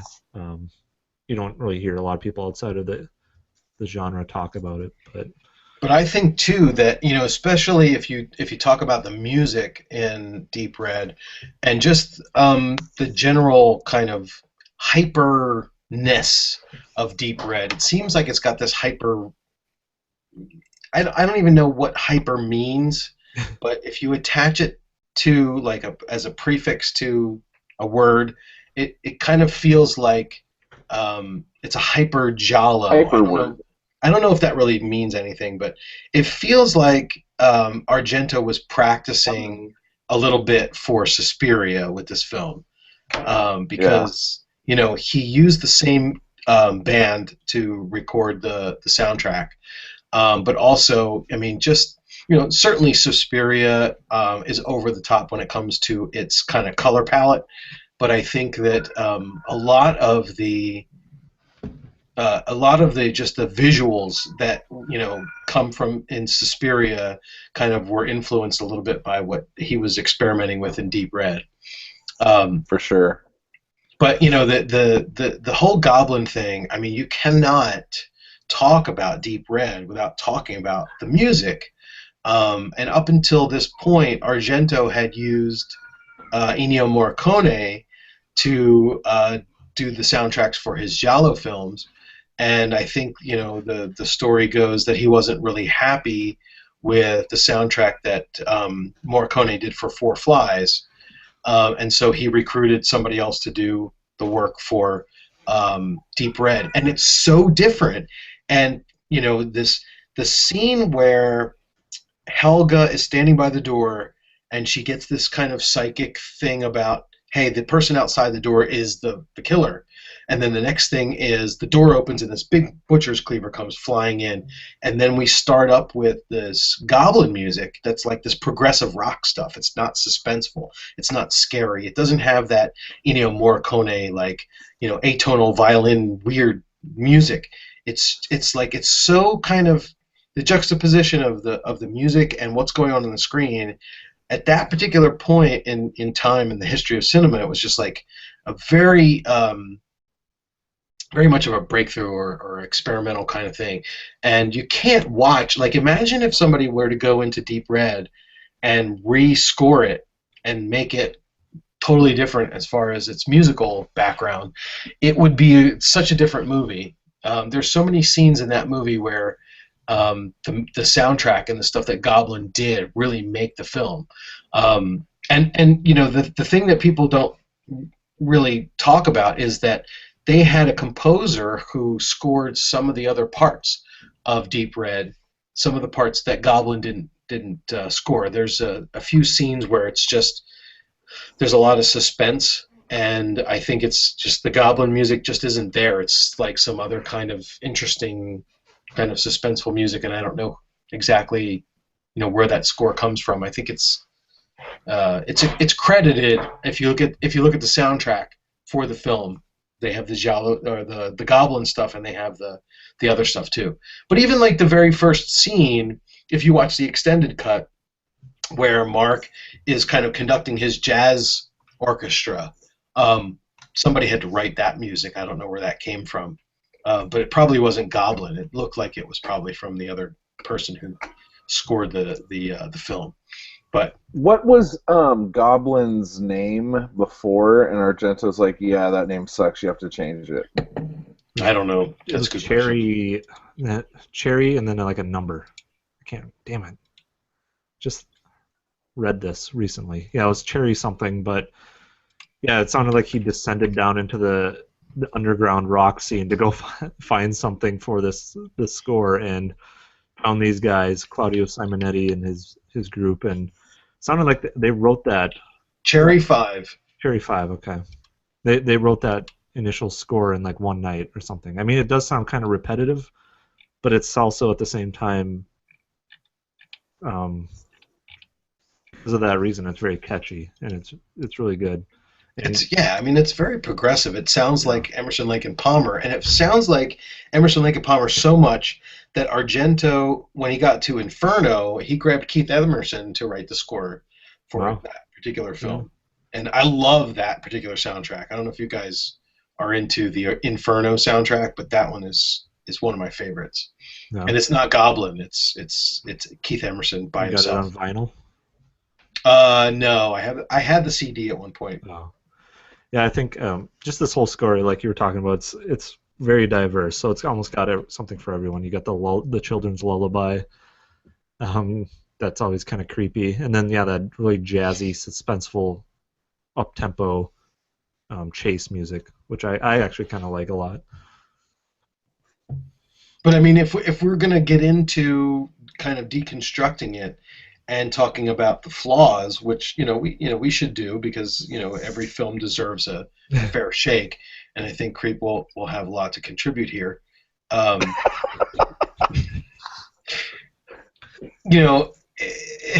You have to go when you start to look back, and you've gone through the film and you've seen the whole thing, and then you go back and you say, okay, well, why did this all happen in the first place?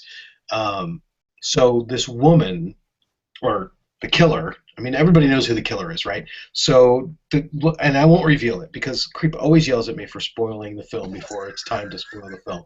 So the person who's the killer, and I won't say her, but it's her, she goes to this psychic conference. She just happens to decide to go to the psychic conference, and the psychic decides or figures out that she's the killer. And she mentions enough information in her little revelation about the house and the child singing for the killer to say, okay, I'm going to be incriminated if I don't kill this woman. This bitch be gone. Right. And she goes into the bathroom and she gets sick in the men's room for some reason. Um, and then she Well, that shot decides. when she was drinking the water, and then it's like a close up of her mouth, and the water's just falling out of her mouth. That is seriously one of the most disturbing things I've ever seen. I don't know But there's a scene where it's a point of view shot where the killer gets up from her seat, his seat, her seat. I'm not spoiling it. She leaves her seat and sorry, she goes to the bathroom and turns on the sink and looks in the mirror. But the mirror is like it's the worst mirror on the planet. It's got like charcoal on it, like you can't see anything, it's just a blur. And then there's a man in the men's room, or is this a bathroom that's a unisex bathroom, and he's like, are you sick, do you need some help? And I think like that's the scene where the killer is shaken back into her psychotic frenzy, her psychotic frenzy. And then, right after that, we go into that scene where we see all of those macro shots of all of the fetishistic, the dolls and the yarn and the voodoo and the gloves and the little squeaky devil toy and the switchblade, and the killer starts killing again. But I mean, it's kind of like it's such a far-fetched beginning to this whole story, and then we get into, okay, so she has to kill Helga because Helga knows who she is. Okay. But then Mark sees what's happening, and he sees something, and he hasn't figured out what it is yet, but he sees something. And he's following these clues, and the killer is like, I'm going to kill you, but I didn't get a chance to because the phone rang at just the right possible moment, and Gianna called you, and you're like, yeah, someone's trying to absolutely kill me, And then he just follows all these clues with the record and the sounds and the song and the book from the library and the girl, and it's just so far-fetched. It's so ridiculous. She should have just killed him after she killed Helga. Right. Like, Well, I mean, but she left. She had left already, So. Well, no, not like right after, but like if the killer was worried that Mark knew who the killer was, kill Mark. Kill the book author. But the reason why Mark knew who the killer wasn't revealed until Gianna took his picture. And then he showed the newspaper to her when they were at the burial of Helga.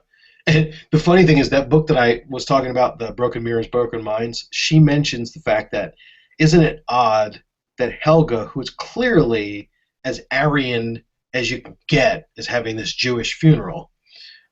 That's some interesting kind of commentary. I don't know. I didn't really notice it, but after she mentioned it in her book, I noticed it. So. Why? Just because her name's Helga Ullman? Well, she's like, she's very blonde hair, blue-eyed, and German. Yeah. Not likely to be Jewish, but some stereotypes are not accurate, and some are. Sanders said, yes, the nice opera house looking place with the bathroom mirror out of Big Springs, Texas desert, middle of nowhere gas station. Because like the place is all nice, but then that one mirror in the bathroom looks like it. The other thing about that, like I think we're supposed to think it's a men's room for the sole purpose of putting us off the scent. Right. And it's not the worst job of that's been done. That's usually not one of my favorite things, but I didn't mind that in this. Well, it's like Bird, trying to throw you off the scent of who's the killer, like in Bird with Crystal Plumage. So. Yeah, there's a lot of things you could talk about, like masculinity versus femininity, and especially with his movies, dude. Oh yeah. He's got a lot of questions. Yep. He's got a lot of. He likes to explore things a little bit, but yeah. So things like just little touches like that are just enough. If you've already got your your preconceptions, that definitely lead you astray. Which and I was saying that I really like the story in this and everything, and I think it's more of what Chris was talking about earlier. It's just the set pieces, and once you string them all together, it's just it's fun to follow along with the ride. But yeah, the story itself, um, maybe it is like something from a dreamscape where it doesn't make sense, and maybe that's why that empty villa feels, or that empty city square feels so weird to me, because it feels like it's out of a dream. You know, when you dream, you don't really see a lot of other people around. It's usually just you or someone else in an empty space. Mm. That's kind of how this feels to me. Or the villa, or that house out in the middle of nowhere, just that woman all by herself with the of course the stereotypical housekeeper. The crazy maid, yeah. Yeah. So it's just little things like that that maybe this by itself the story is ridiculous, and his Mark's relationship with Carlo and Gianna are unnecessary and out of place, but just altogether it's just I think kind of interesting to follow along with. I wanted to see what happened at the author's house, even though it made no sense for the killer to go there. The fact that Mark figured out that he was going to go there, and then so the killer thought, well, I better get there first. It's kind of interesting, and the fact that the woman scrawled something on the mirror in the hopes that someone would read it if the mirror ever fogged up again. Right. Just so that would never happen, but it did, and it was a great. It was cool. Like that. Yeah. As silly as that part is, like that was like I'm like, oh shit, yeah. I mean, for me, the biggest what the fuck moment is this weird little dummy robot running out of the closet, gonna attack for fucking no reason at all. Some time on that. Like yeah, for sure. That was just like, wow, this chick is elaborate. You know, like there's something to do with dolls, but I guess I never figured it out, even with knowing what the ending was. That still doesn't make a lot of sense. That shows the killer's hand kind of playing with some dolls during the goblin music, the montage scenes, and then you've got the dolls hanging from, so you were wondering if there was some kind of hanging murder or something like that that's going to either happen or it did already happen. It's just some weird things. It's more about the imagery than about any kind of foreshadowing or anything. I mean, even when they go to the school towards the end, like the killer decided to take the time to draw this weird drawing on a chalkboard of somebody hanging from a noose. I mean, like, why would that happen? Yeah. Or one of my. Oh, go ahead. I was going to throw one more just weird WTF out there. Mark seeing that little girl Olga had drawn the same mural that he found after he scratched away the plaster on the wall of that abandoned house. It's like the things that had to happen for that sequence of events. It's just so microscopic in the probability. It's like, and then so he traced that to the school, to go look at the archival drawings. Just crazy.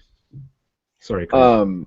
No, that's cool. I was just gonna say, like, my favorite thing about this movie, besides the opening bit, has got to be the reveal of the killer. Oh yeah. And one of the things that I like about it the most is that they don't hide it. If you're watching the movie, because I was watching this movie, and my daughter came in and sat down at the very beginning of the movie. She's like, "Oh, what are you watching?" And this was probably a couple years ago, and so she was like 10. She sits down, we're watching the movie, and then she's like, "The killer's right there. It's the old lady." Right in the. She saw it in the mirror. Whoa. Yeah, right off the bat, dude. Yeah, that's awesome. She's like, "How did that guy not see her standing there in the hall?" These kids today, I'm telling you. It's just like, but again, they're so much smarter than we are. It's just that, like, Argento never in his wildest dreams in 1975 thought that there would be these really crisp DVD prints of his movie that people could watch over and over and over again. Right. And we've talked about this before. I don't remember. Slow-mo and freeze frame. Yeah, but when the pan and scan movies came out, when this was released on video, you couldn't see that. Right. You know what I'm saying? That's true. You never even knew. So for fucking 15 years or so, none of us knew like what the fuck was going to happen. None of us knew what the fuck he was missing. And Yeah. so, like, just like that whole idea of that, and again, Argento didn't know that when he made the movie, but the fact that he left that clue, that like hint, because some people were gonna see that, and the whole movie would be ruined for like maybe 10% of the people in the audience. But it would be fun for them to go, see, I told you, motherfucker, I Yeah. told you. But I It was wonder that. if he was trying to do something where it was more of a subliminal kind of thing, where Oh, it totally was. that was like on the screen for a split second, and everybody saw it, but they just didn't realize that they saw it. And you bring up a good point. I think that this film, um, more than any other giallo that I can think of, maybe Tenebrae or maybe Bird, suffers so much from its pan and scan version, or from the version that they put out in on VHS, because Yeah. there's so much visual information on this film that gets cut off when you give it a 4:3 aspect ratio. That really help to tell the story. I mean, it's just insane. There's a scene where Carlo and Mark are out by the fountain. It's after Mark has been released by the police, and they're talking about what Mark may have seen or may have not seen. And it's the fountain, and Mark is on one side of the fountain, and Carlo's on the other. And if you watch the old version that was on VHS, it's only one person on the screen. And if you watch the newer versions, you can see the full scoped out version of the film where Mark is on one side of the fountain and Carlo's on the other, and he's drunk, and Mark is shouting things all the way across the square at him, and Carlo is saying things like under his breath, and Mark is saying, "What did you say?" And Argento's really like big on this idea of putting people in situations where they can't communicate well to each other. There's another scene in that movie where Mark calls Gianna at the newspaper, and he's in a restaurant where the guy is making cappuccino, and it's really loud, and the steam is flying out. And meanwhile, Gianna is in the newspaper headquarters, and there's people running around everywhere, and she's trying to find somebody that she can write a number down. And Argento does that a lot in his films. He loves to. Didn't he do that in Bird? He called Yeah, like a newspaper place, and what was that Bird? I don't He know if was it was. looking for somebody and called a newspaper place, and they were making newspapers in the background. It was super fucking loud. I don't remember. Actually, might have been Seven Bloodstained Orchids again. I don't know. Never mind. Go ahead. But Argento loves to do that. He loves to, like, when he's trying to explain some of the plot points or explain the story or move the story along, he puts these characters in situations that are awkward and make it difficult for them to communicate with each other. And I clearly that's for a specific purpose, for a specific reason.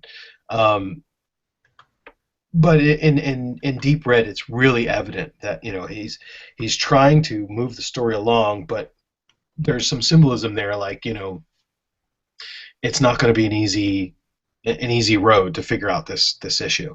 Um, New. but I think that Creep, you've mentioned this several times because we've talked about Deep Red on some of the other casts, and we're finally covering it now, but. That middle part, it really does kind of divide the audience. Some people really like this prolonged exploration of the house, and eventually you get to the point where Mark has uncovered this painting, and the painting, I forget exactly what it shows. It shows. Somebody who's been stabbed, and a picture of a little kid holding the knife, I think.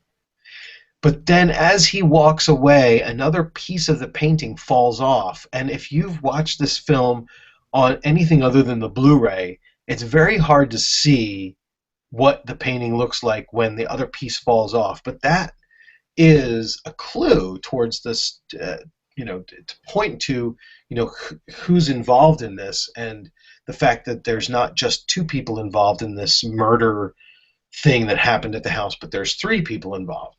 And then, of course, he leaves and he comes back again and he tries to get in and he finally makes his way into this room that he, there's so many of these things that happen. Like, he doesn't see what happened in the mirror. And he also notices that the killer walks away, but at the same time, Carlo is in the scene. And then also, what about that picture of the house in the book? And then when he drives to go look at it, he realizes that there's that whole room that's been walled off, and he goes back up, and all this crazy progressive rock music is going on, and he's like trying to like do this kind of Tarzan thing where he's trying to break through the side of the plaster and get into the wall, and finally sees the corpse that's in the chair, that's just a skeleton. And then the next scene, he's been hit over the head by something, and then he's out on the ground, and the house is on fire. And they do this red herring where they slowly pan up to Gianna, and it's like, well, maybe she's the killer. After all this, she's really the one who did it. And they try to point towards her for a second or two, and then... Well, it's just like, I'm sitting here going, like, do you even need that whole fucking bit in the movie? Like, is it that fucking important? And then I'm like, it could totally be cut out. And I'm like, no, he's figuring out clues. But at the end of the day, all he has to do is fucking remember who he saw in the fucking mirror. Right. And the movie's over. So you don't need to have any of that shit in it. You know what? If we all had that luxury, then life would be so much easier. But that's the same thing that happened in Bird.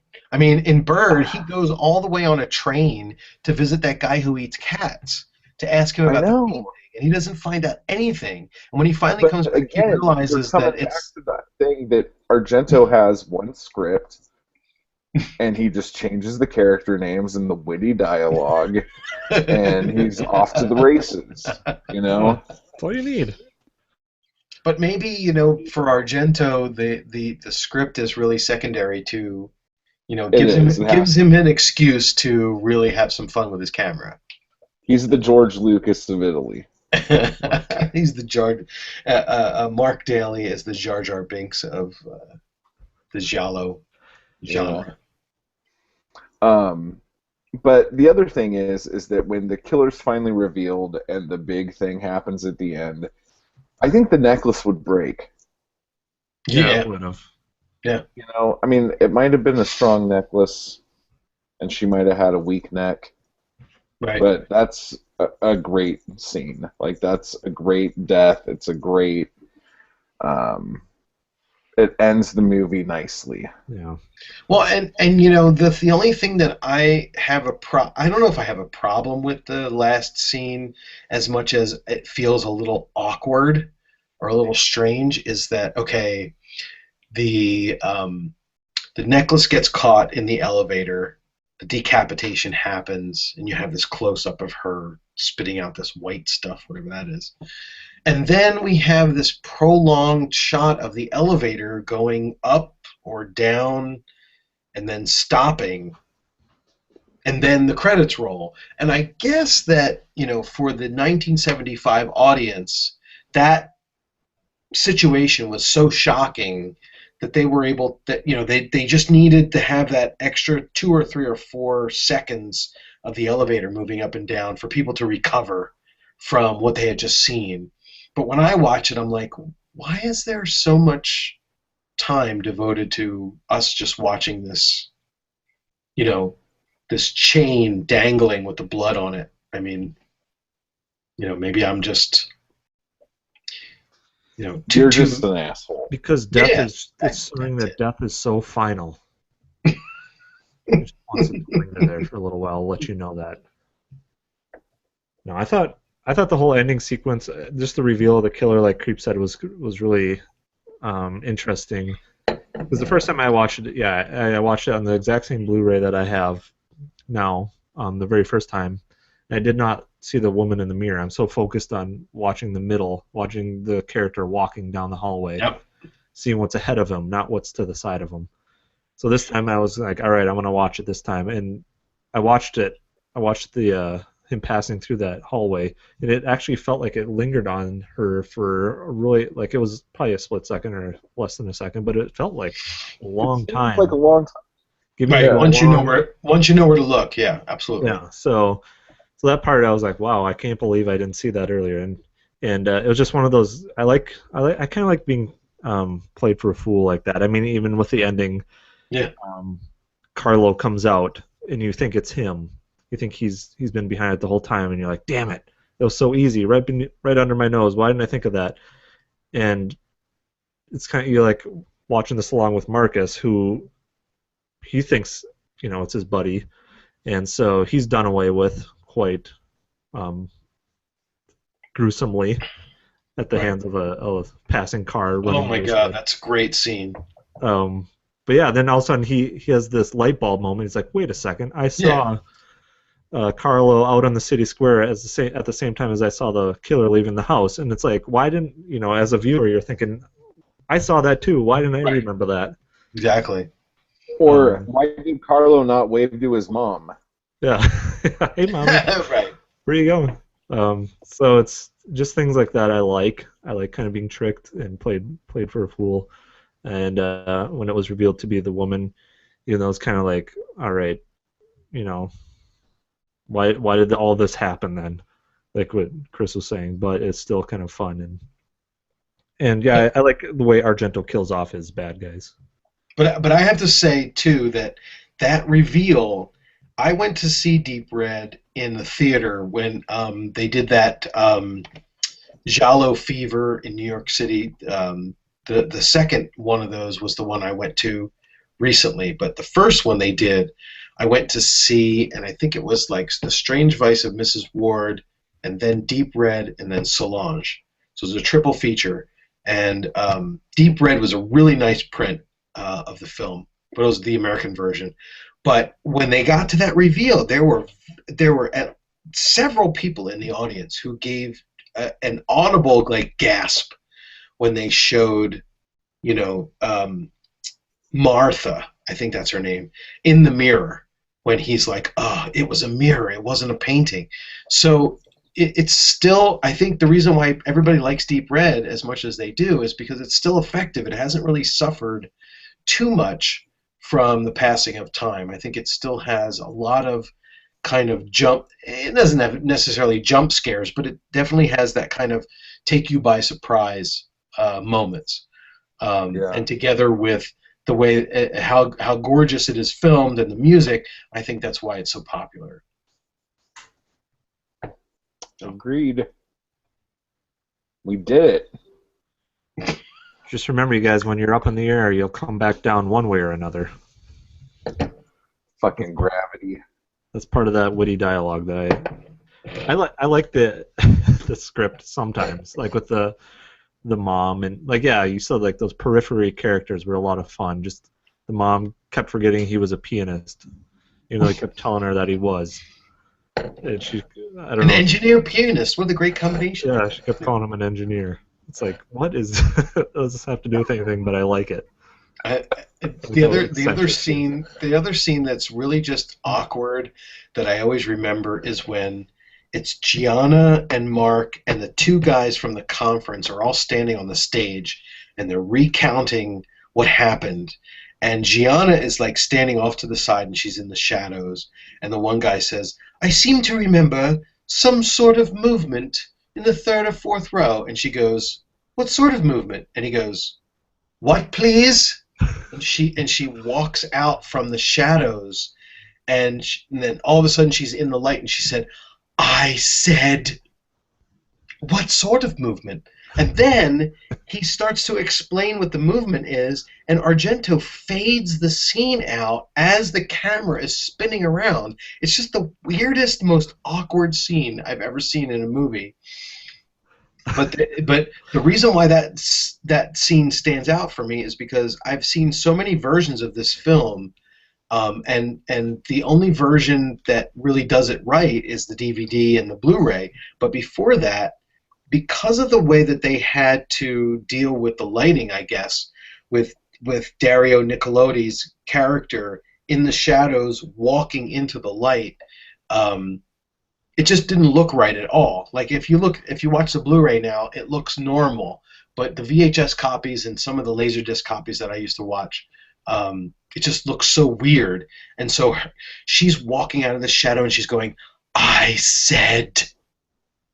What sort of movement? Like she's about to say something profound, but then she just asks a question of what sort of movement. And it's the same thing with that scene where they're in the library or whatever, and the guy's talking about, "I seem to remember a book about a child and a song," and I'm like, who is this guy? Like, he's nuts. And it sends Mark on this wild goose chase to find the book, but yeah, it's a weird film, and some people say that it's kind of an anti-Giallo because it kind of takes all of the conventions that Argento set forth in the beginning with Bird and with Cat and with Four Flies, and kind of changes it up and turns it on its ear a little bit. But I don't know. Maybe that's reading a little bit too much into it. So I don't know. Kind of like Wes Craven with Scream, what he tried to do. Right. Exactly. He was a part of the movement. He also came back to the meta slasher. The meta jolly. Meta jolly. Isn't that Giallo by Dario Argento? Yeah. I still haven't seen that. It's great. It's great. Is it better than Eyeball? No. Could anything be better than Eyeball? Is Deep Red better than Eyeball? Not for you. Well, another thing about this show is that I guess this is the final full-time episode for The Phantom.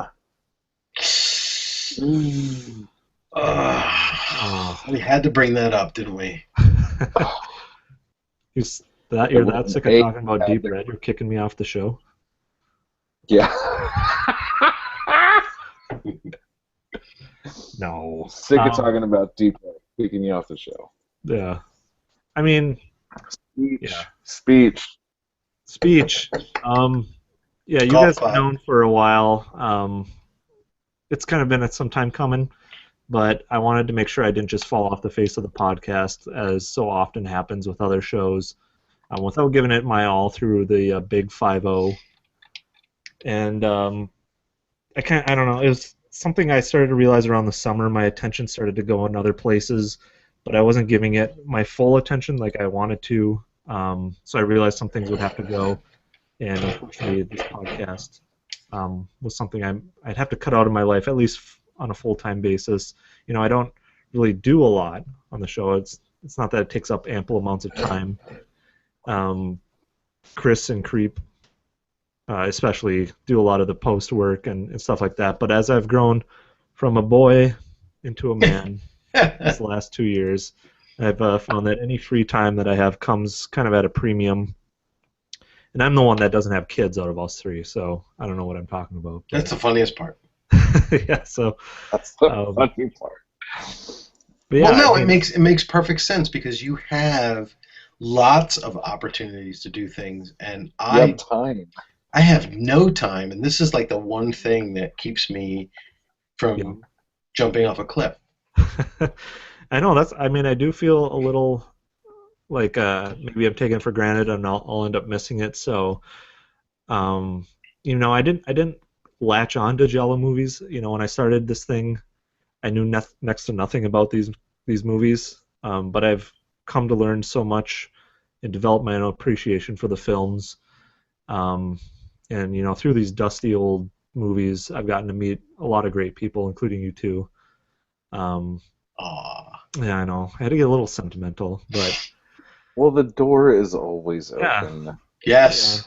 Yeah. I just, after 50 movies, it just I still haven't gotten that love or appreciation that so many people have that I see on the Facebook group or with you too. Um, so I'm just, you guys, I know you guys are taking a break until 2016 probably. I think it's nice to kind of step away from it for a while. At least that's what I'm going to do.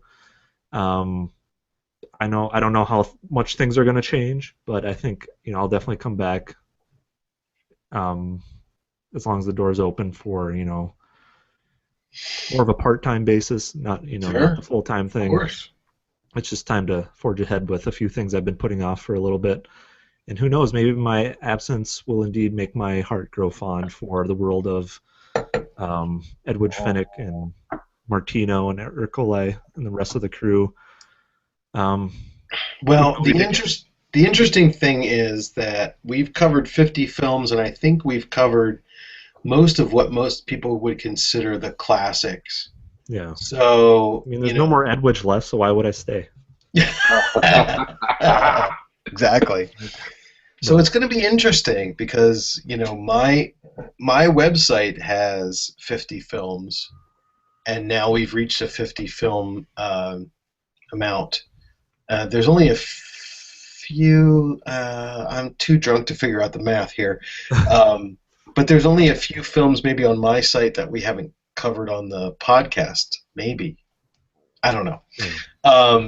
But now, what's interesting about Giallo is that there's probably another 50 or 60 more films that fall into the category that are interesting or maybe aren't interesting.